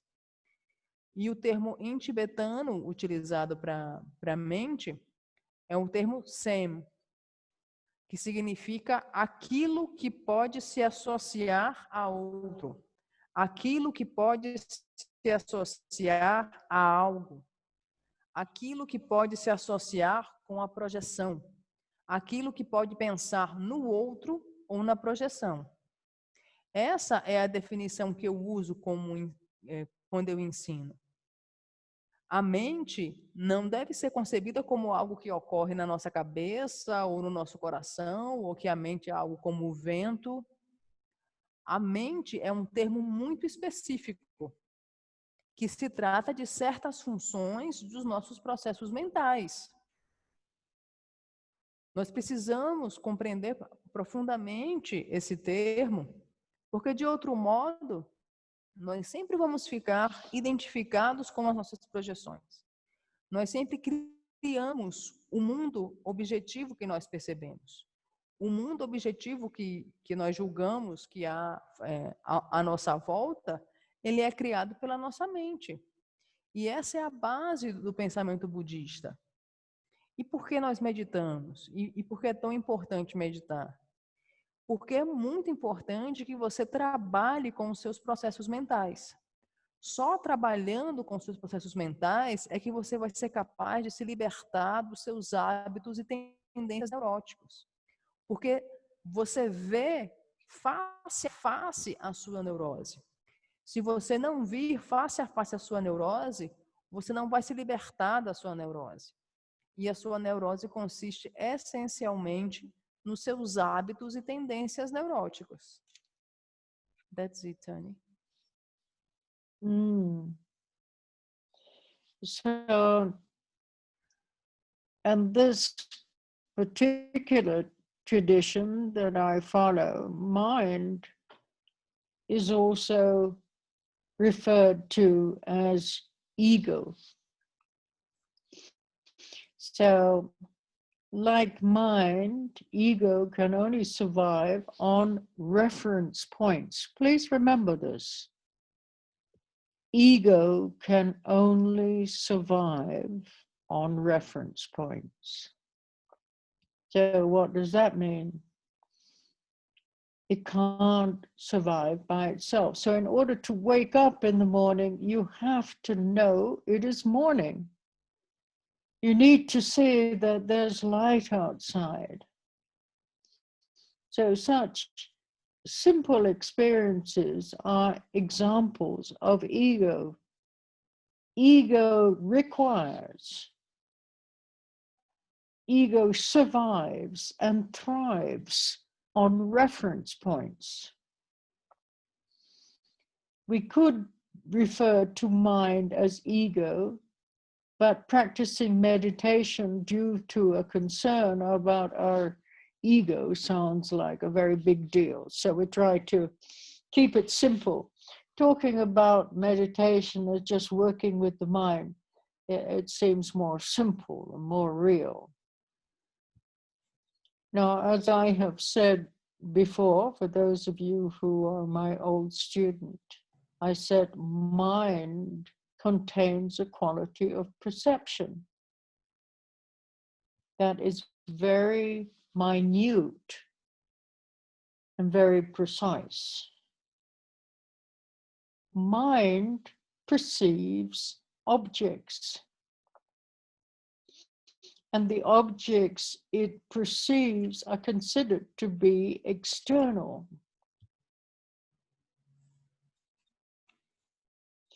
Whether those objects are physical objects or thoughts that exist only in your imagination, in the process of perception, the mind begins to linger or rest on something other than itself in order to prove that it itself exists, as I've said many times. If one can perceive an object out there, then there must be the existence of a perceiver. Otherwise, how could you perceive an object out there? How could you have an object without a subject to perceive it? It's very, very obvious, very logical and very obvious. Yeah? If you can perceive something out there, there must be a perceiver of that object. And this is how ego reinforces itself. It keeps coming back to this idea of a subject all the time. And then it goes out again, then it comes back. I think, I like, I don't like, I want, I don't want. Over and over again, this repetition using reference point.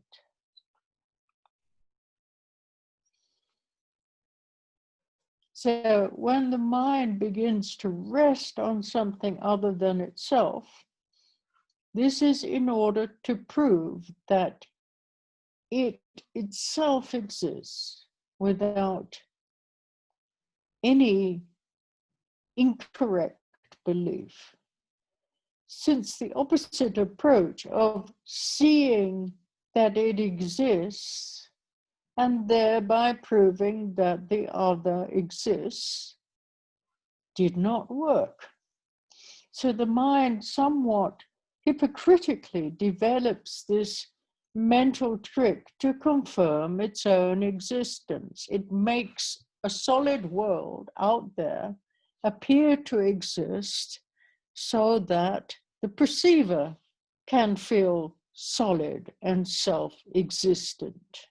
Self-existent here means independent of any causes and conditions. Just exists. I just exist.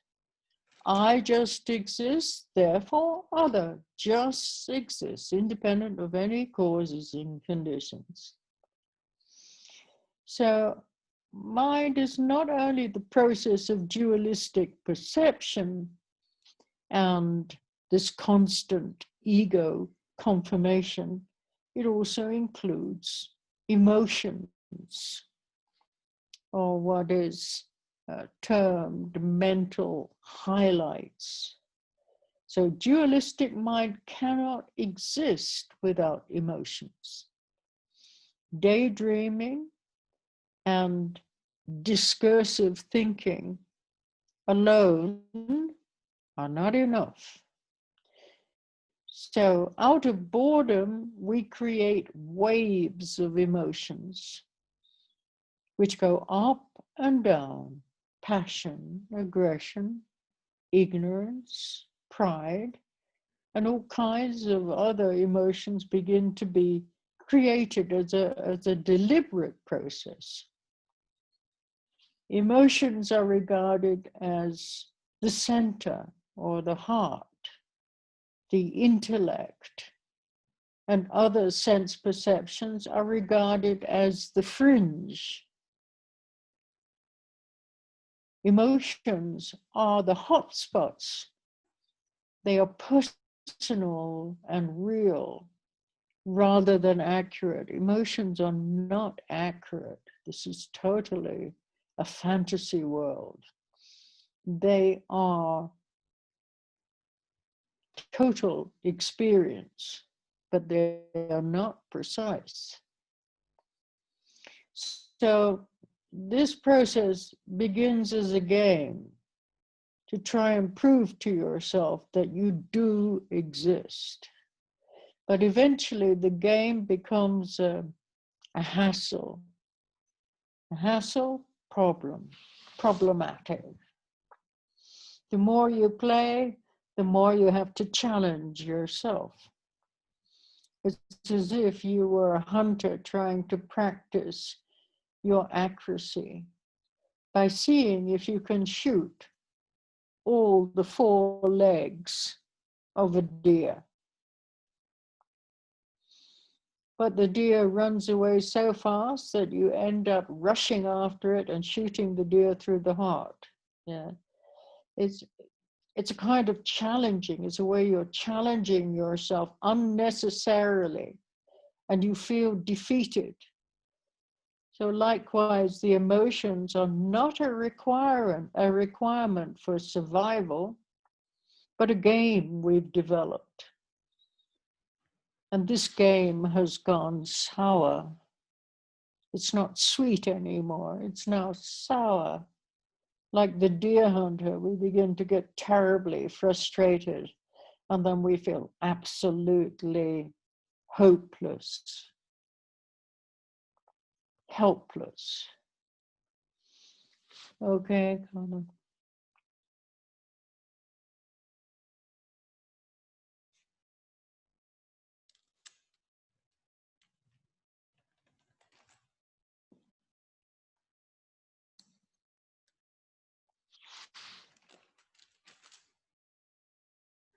Então, nessa tradição que eu particularmente sigo, a mente, ela é também, por vezes, referida como ego.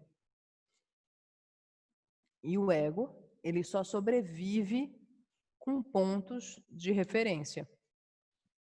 O ego, ele não pode sobreviver por si mesmo. Quando você acorda, você tem que dizer para si mesmo, eu acordei, estou vendo isso, né? Essa situação está se processando aqui fora. Então, quando você acorda, tem algo que lhe diz o que estaria acontecendo. E é preciso compreender que o ego... Stop, Carla, stop. No, you missed the point, you know.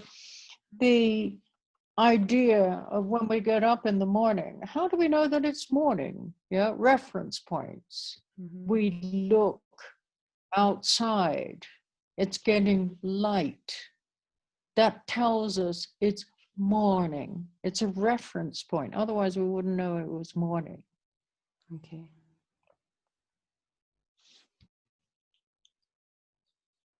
Então, quando você acorda, quando nós acordamos, como é que nós sabemos que é manhã? Nós só sabemos que é manhã por causa do ponto de referência. Nós olhamos para fora e vemos luz, vemos claridade. E aí associamos. É manhã. O ego, ele só sobrevive, ele só prospera, só avança através de pontos de referência. Quando nós meditamos, nós não dizemos que trabalhamos com o ego, porque soaria como se fosse, né, um grande desafio para nós. Nós dizemos que nós trabalhamos com a mente, porque isso nos soa mais simples, mais real. E é a mente que percebe os objetos e que faz com que nós consideremos que esses objetos sejam elementos externos que existem de per si. É como se a mente descansasse em algo fora. Mas se nós podemos perceber o objeto lá fora, nós só podemos perceber porque é um sujeito para perceber. Há esse sujeito perceptor. Senão nós não perceberíamos o objeto lá fora. E quando você percebe esse objeto lá fora, isso é uma estratégia para o ego se fortalecer, se reforçar cada vez mais. Ele se volta para si mesmo e aí diz, eu penso, eu gosto, eu quero. E de novo, o ego vai utilizando essa repetição através dos pontos de esse self, sem nenhuma crença incorreta. O outro existe, a mente confirma que existe uma existência sólida lá fora, e se o mundo lá fora existe e é sólido, ele é correspondentemente sólido e existente. Então, nós vamos reforçando o ego desse modo. E nós julgamos que se o mundo lá fora existe e se os objetos lá fora existem, o perceptor existe independentemente de causas e condições. a mente, ela não deve ser vista como um processo de percepção dualista. Ela envolve outros elementos, como as emoções. Mesmo o nosso sonhar acordado, ou mesmo o nosso pensamento discursivo. E as emoções se revelam de diversas formas, como paixão, como agressão, como ignorância, como orgulho. E as emoções são vistas como o centro, como o coração, o intelecto. Só que as emoções, elas não são nem um pouco acuradas. As emoções simplesmente são um mundo fantástico e são completamente imprecisas. E esse processo ocorre de novo, para provar que você existe, para robustecer essa ideia de... E quando você joga com isso, é como se fosse um caçador tentando acertar um veado pelas pernas, em vez de tentar acertar diretamente no coração. As emoções são um jogo que nós desenvolvemos e de tanto nós jogarmos, nós acabamos nos cansando e ficamos completamente sem esperança, completamente na inutilidade. That's it, and what I could understand. Okay. So if we look around us, then we could say that we've created a really kind of neat world for ourselves. This is this, and it's over there. And this is this, and it's over here. But this world that we've created is kind of bittersweet. Have you heard that expression, Carla? Bittersweet. No. Yeah. So it appears to be sweet, but then we begin to understand, no, that's not the quality. It's really quite bitter. So things seem to be amusing, but at the same time, they are not so amusing. Things seem to be terribly funny, but at the same time, they are terribly sad. So then we begin to understand that this whole setup, however we see, however solid it may appear to us, it's all based on our mind. Mind creates the whole thing. No matter however we see, however we feel, however we interpret the experience, it's all created by mind.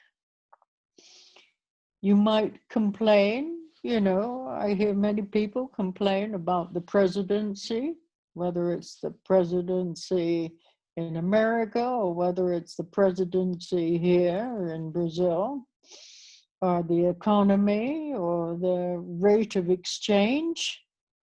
But those are really secondary concerns. They are the automatic reflections of the original process of what we could call primeval competitiveness, which has already been set up in our mind. All of this is our own production. We're the movie producer. This is our own neat work, and we call it mind.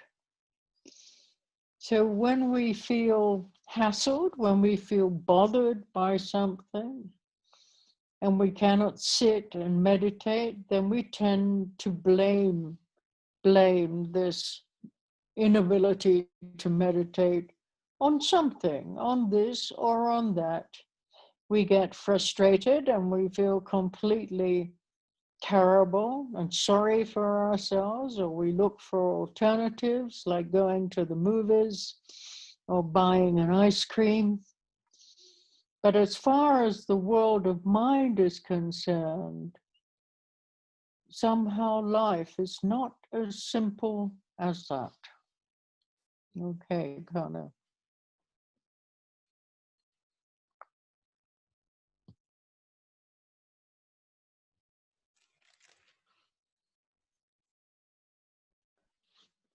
Se olharmos à nossa volta, podemos dizer que criamos, né, um mundo organizadinho, em que isso é aqui, vai ficar aqui, aquilo vai ficar ali, né, isso vai ficar aqui mais próximo. Nós criamos um mundo bem certinho e nos confundimos com o que de fato ocorre, porque algo que nos parece doce se torna algo completamente amargo, ou algo que parece que é divertido na verdade, bem triste. E todo esse mundo é criado pela nossa mente, pelos nossos processos mentais. Qualquer que seja o que sintamos, qualquer que seja o que nós experienciemos, tudo é criado pela nossa mente. Eu vejo muitas pessoas reclamando a respeito da presidência, seja a presidência do Brasil, seja a presidência dos Estados Unidos, ou a presidência, ou a respeito da alta do dólar. E na verdade, isso ele meramente nos revela o que nós chamamos de competitividade primária. Nós somos o produtor do filme. E somos nós que estamos projetando tudo isso. Só que se em um determinado momento nós nos sentimos entediados ou nos sentimos frustrados, nós sempre estamos buscando por alternativas para aliviar esse tédio. Mas isso não é algo tão simples. It was what I could understand. There are several, as I say, several, there's more than several, but we're going to look with three definitions of mind in Tibetan terminology. So mind has been described as sem, as rikpa, and the third that we're going to look at is yi, Y-I. So it doesn't mean that there are three types of mind, but that one mind has three aspects. So there are numerous other aspects of mind, but these three principles are the most important to be aware of, because this is what we're going to deal with in our meditation practice. So let's start with sem. So sem is the equivalent of mind as we generally think about mind. However, instead of using the word mind as a noun, we could use it as a verb, as in minding. Here we have an expression, minding your own business. So there it becomes a verb. Minding is an active process. In other words, you can't have mind without an object of mind. They work together. Mind only functions with a relative reference point. So please understand this. You cannot have mind unless you have an objective world that you're relating to. Okay, Connor. The appearance of an objective world. There is no such thing as an objective world, but there is the appearance of an objective world. That's the way we see now. We believe that there is a world out there that exists independent of our own perception.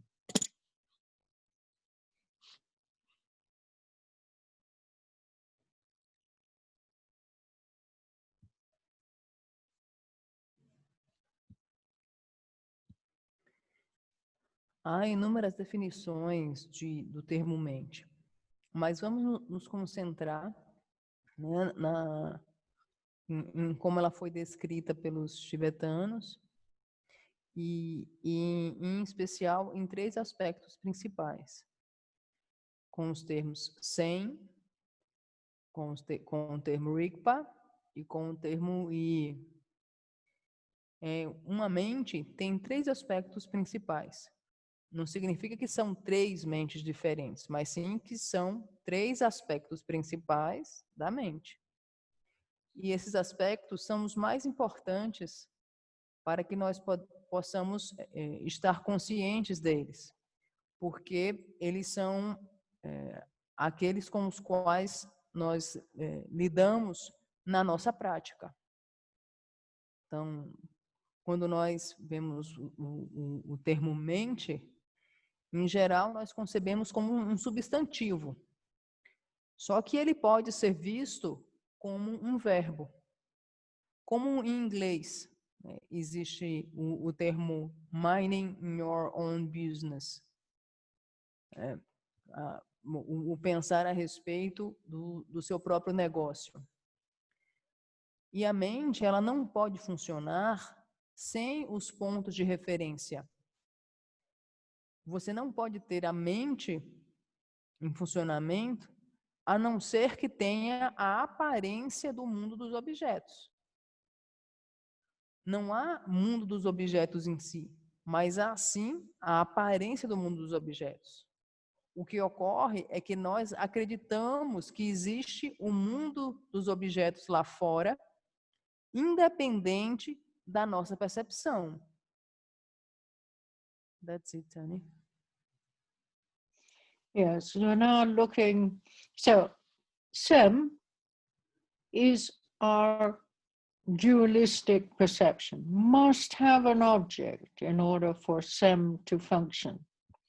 And if you look around you now, then, of course, now, the way we see, we perceive an objective world out there, and we feel as if we're very much here.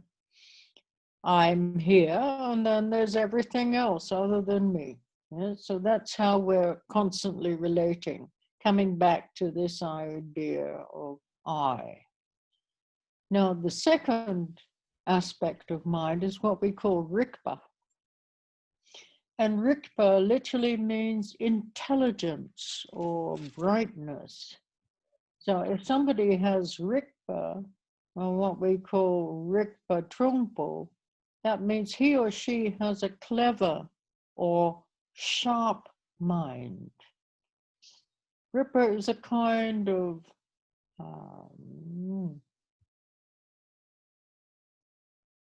it's a kind of, I don't know how to express this.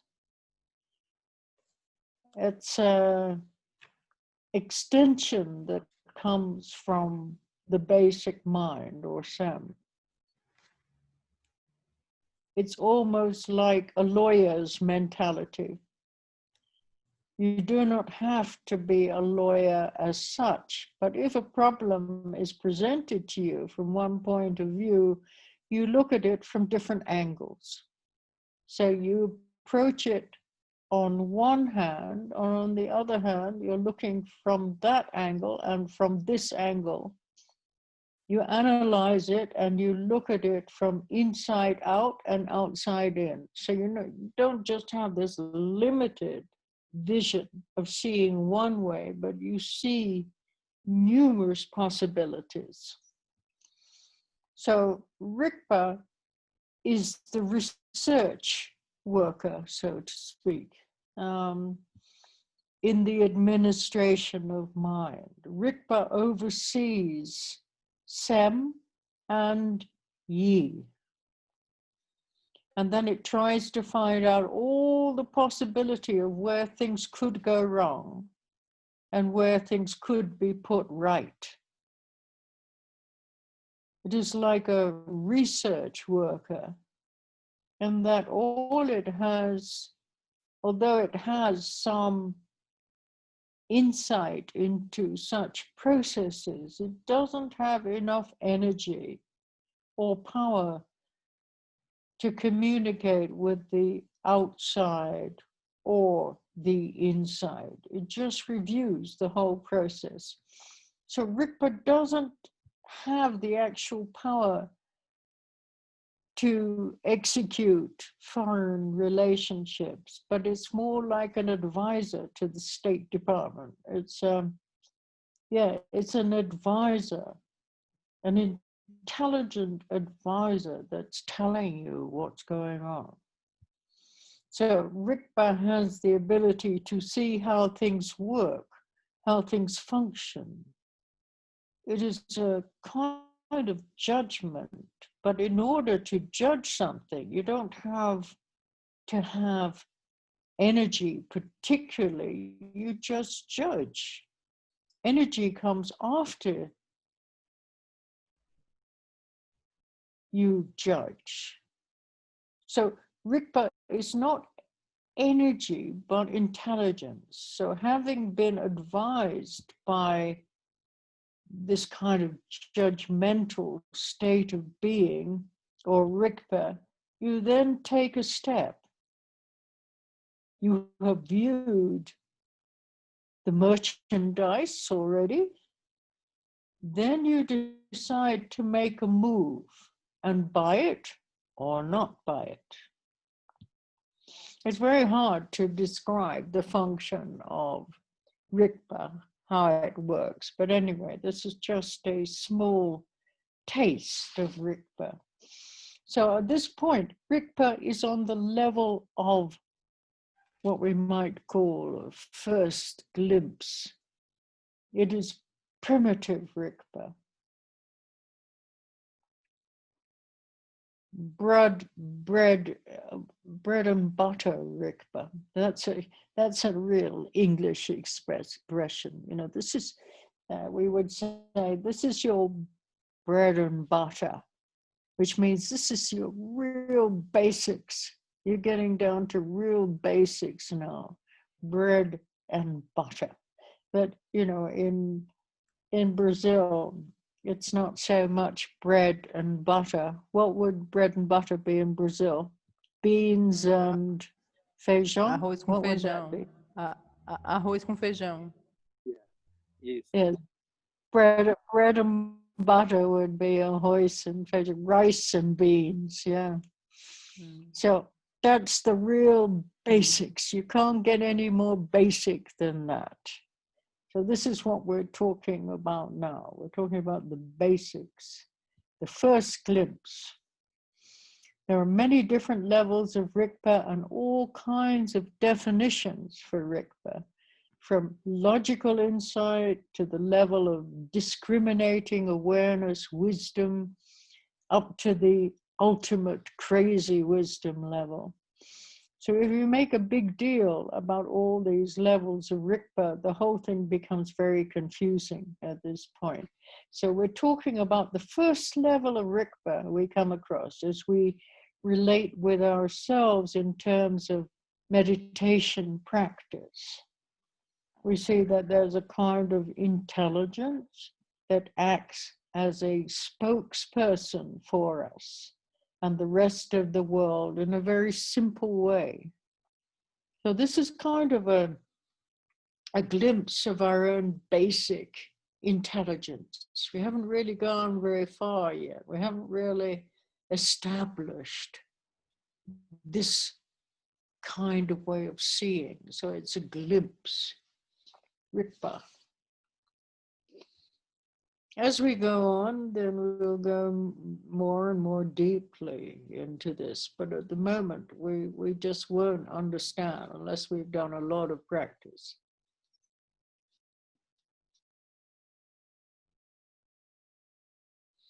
All right, kind of.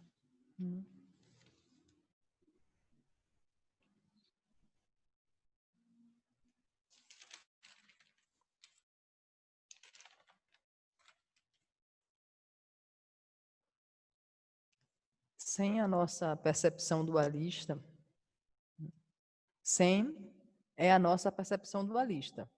Ela precisa ter um objeto. É necessário que haja um objeto para que sem funcione. Se há um mundo objetivo lá fora, nós percebemos que há um sujeito, um eu aqui que percebe. Sem nos dar essa compreensão.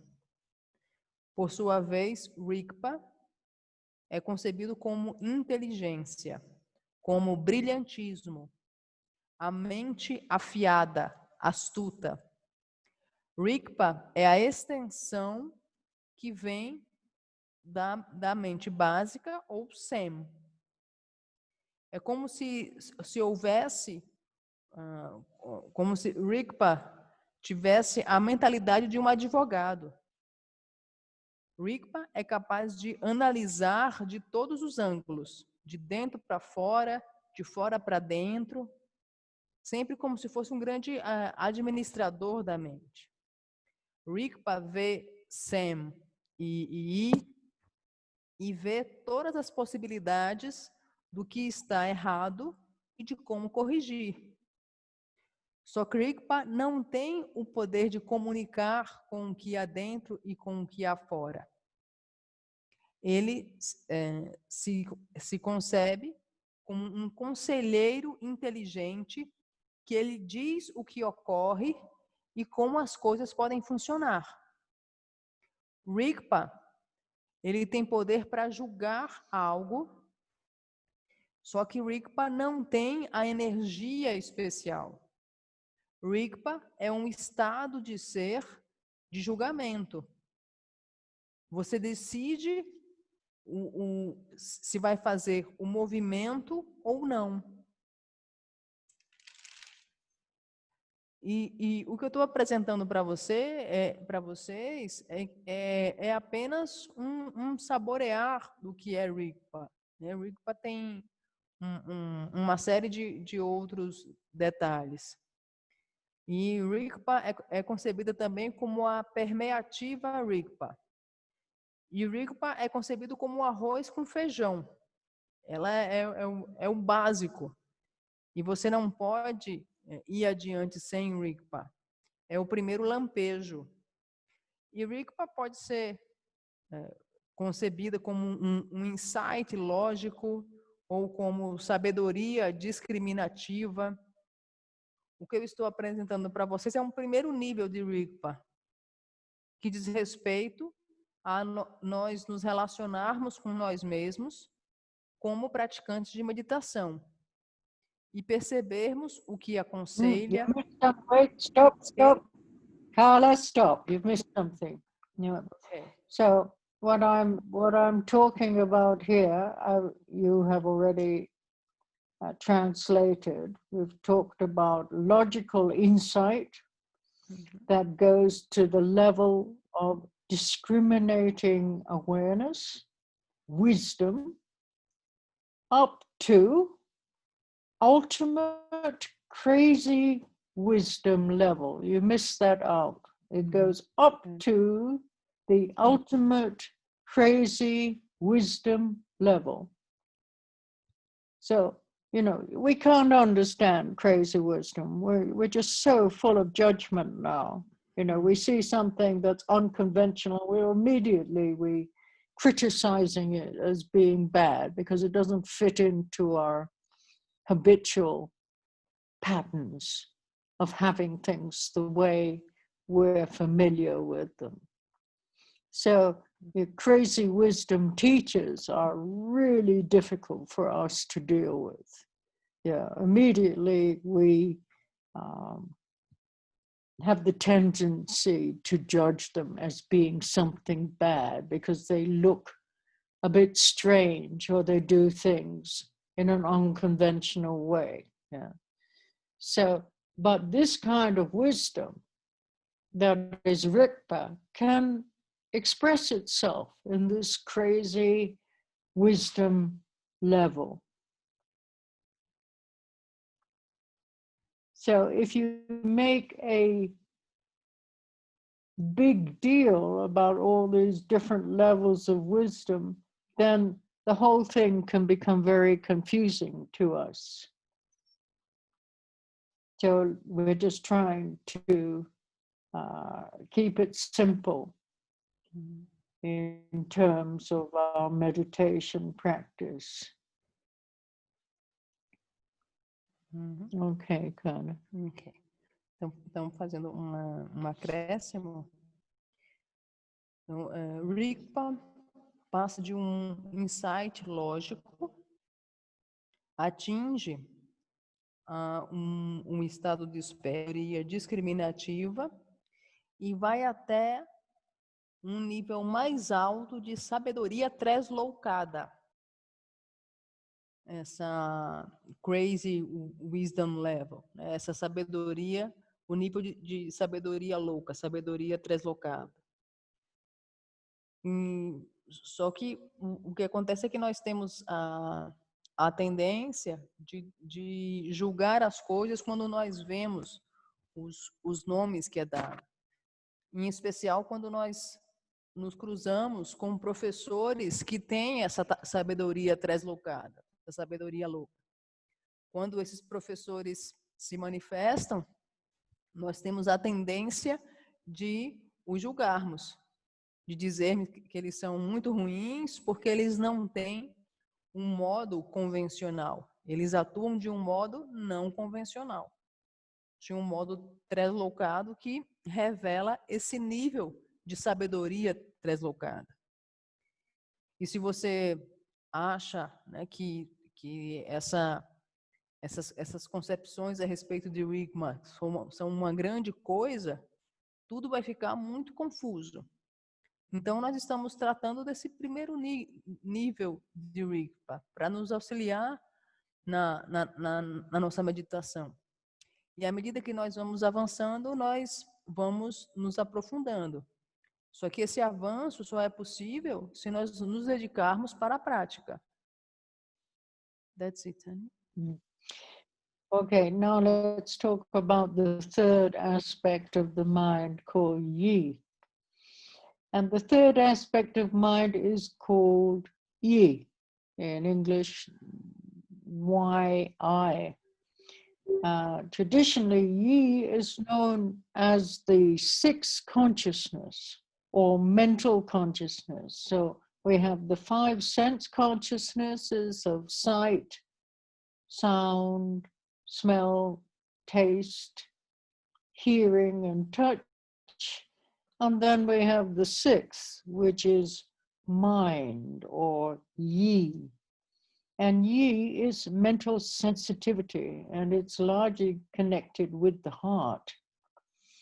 It's a kind of balancing force, acting as a switchboard for the other five senses. So when you have a visual impression or an auditory impression, at the same time, the sight and the sound are synchronized by yi. It acts as a kind of automatic editor.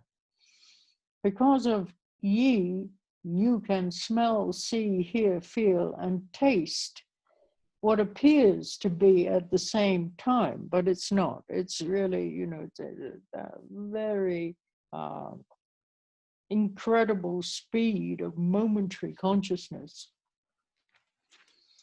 The sense perceptions are coherent and they make sense to you because of that central headquarters or that switchboard, which makes all that into a total experience. So at the moment you think you can see and hear at the same time. You can't. If we were to do certain practices, you would see just how fast the consciousness moves through the five senses and then goes to yi to interpret what's coming in through the five senses.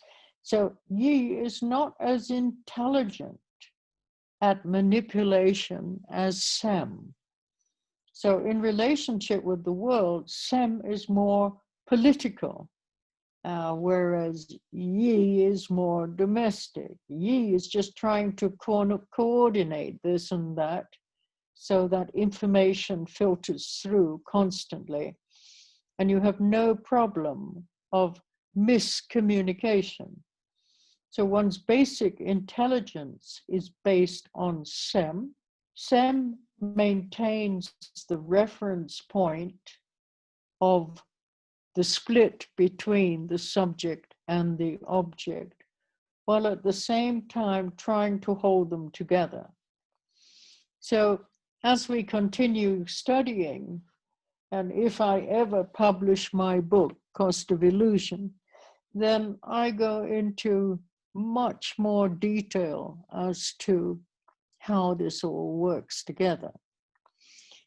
But that's enough for tonight, I think. So please translate, Karma. Okay. Então, o terceiro aspecto é o chamado I, que diz respeito à sexta consciência. Nós dizemos no budismo que há 6 consciências. As 5 primeiras diz respeito aos sentidos, visão, tato, audição, paladar, olfato. E a sexta consciência, que é considerada a mente, I, que diz respeito à sensibilidade mental conectada ao coração, que se comporta como uma grande mesa de controle. É ela que permite que quando há a visão e o som, é ela que sincroniza a visão e o som, como se I fosse um editor automático e criasse a ficção de que a visão e o som estão se manifestando simultaneamente. Mas, na verdade, a consciência ela está mudando muito rapidamente, em alta velocidade, pelas portas do sentido, captando o que chega pelos sentidos, como se fosse um grande quartel-general, uma grande mesa de controle, uma mesa de edição. E não é tão inteligente e astuto como o Sam. E é mais doméstico, ele simplesmente tenta coordenar o que nos chega pelas portas dos sentidos. E não há problemas de comunicação. Por sua vez, Sam é mais político. E Sam é que mantém os pontos de referência entre sujeito e objeto e os mantém unidos. Se eu publicar o meu livro, O Curso da Ilusão, haverá um estudo muito mais minucioso a respeito de como essa ilusão é formada e como esse processo acontece. That's it. Okay, so that's it for tonight. Thank you for joining me here on Zoom. And please, if you don't understand, don't worry about it. It's absolutely no problem if you don't understand at this stage. It's like good food, needs time to digest. And sometimes it can take hours, days, months, years. It needn't be a quick process at all. The real digestion takes place with practice, with meditation, seeing firsthand how the mental processes work, and also understanding the methods of how to utilize our own mental processes, how to transform the mental processes, cut certain links between the processes. But I've been teaching you shamatha these past weeks, and that really is the basis for our meditation practice. I keep saying, having this texture of relaxed focus or focus relaxation, that is the true art of being able to penetrate the layers of our neurosis because we don't get distracted. You know, I give you the analogy of, you know, trying to see the eclipse of the moon. And you have your telescope positioned looking at the moon, but the base of the telescope is always moving backwards and forwards, moving backwards and forwards. So you can't focus on anything at all because there's no basis, there's no stability. So it's the practice of shamatha that gives you that stability so that you can really look and look again and look again, more and more profoundly, look to see what's actually happening here. Not what you think is happening, but what is actually happening here, moment by moment, that is putting our life and our world together into the way that it appears to be today, at this moment. So, good night to you all. Have a good week.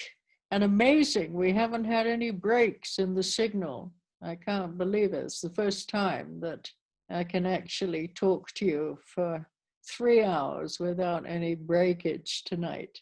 Must be the full, whatever it is, the eclipse. Anyway, have a good week and do practice, even a little bit. You know, keep coming back to the breath. Whenever you see you're distracted, come back to your breathing again, again, again, or say to yourself, thought, and cut it, drop it. Thought, that's all it is, thought. You know, you have to wake up to what is thought and what is not thought, yeah? And then you'll find you'll be much freer, much more flexible. All right, love to you all. Ciao. Take care, everybody. Stay safe, stay well. Ciao. Boa noite. Thank you, Annie. Thank you, everybody. Carla. Então, se vocês não entenderem...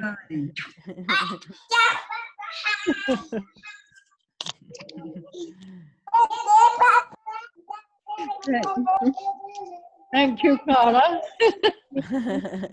Carla. Se vocês não entenderem, não há problema. Tempo para digerir. E esse tempo pode ser horas, pode ser dias, pode ser meses, pode ser anos. Mas a verdadeira digestão vem com a prática. A verdadeira digestão, ela permite ver em primeira mão como é que a sua mente funciona e como é que nós podemos transformar os nossos processos mentais, como nós podemos cortar certos elos. E shamatha é a base da prática de meditação, para que nós possamos desenvolver o foco relaxado, o relaxamento focado. Essa é a arte verdadeira de nós cortarmos, de nós atingirmos as camadas mais variadas das nossas neuroses. Shamatha nos permite estabilidade. É como se nós fôssemos ver o eclipse da Lua e tivéssemos um telescópio. Só que a base desse telescópio é completamente instável, fica o tempo todo balançando e a gente não consegue ver a Lua em si, porque ela está instável. A prática de shamatha nos dá a estabilidade para que nós possamos ver com clareza. Para que nós possamos ver com clareza o que realmente ocorre de momento a momento. Para que nós possamos ver o que coloca a nossa vida e o nosso mundo juntos e como eles aparentam ser. E é realmente impressionante. Se nós não tivermos essa base, se nós não tivermos essa estabilidade, nós não seremos capazes de ver o eclipse. E é impressionante que hoje nós não tivemos nenhuma intercorrência com a conexão da internet. Talvez seja o eclipse. E lembrem-se, mais uma vez, quando vocês estiverem, se perceberem que estão distraídos, voltem para a sua respiração e digam, pensamento, e solte-o. Você tem que desenvolver, você tem que despertar para perceber o que é pensamento e o que não é pensamento. Então, cuidem-se bem, né? Prestem atenção, tomem cuidado e boa noite.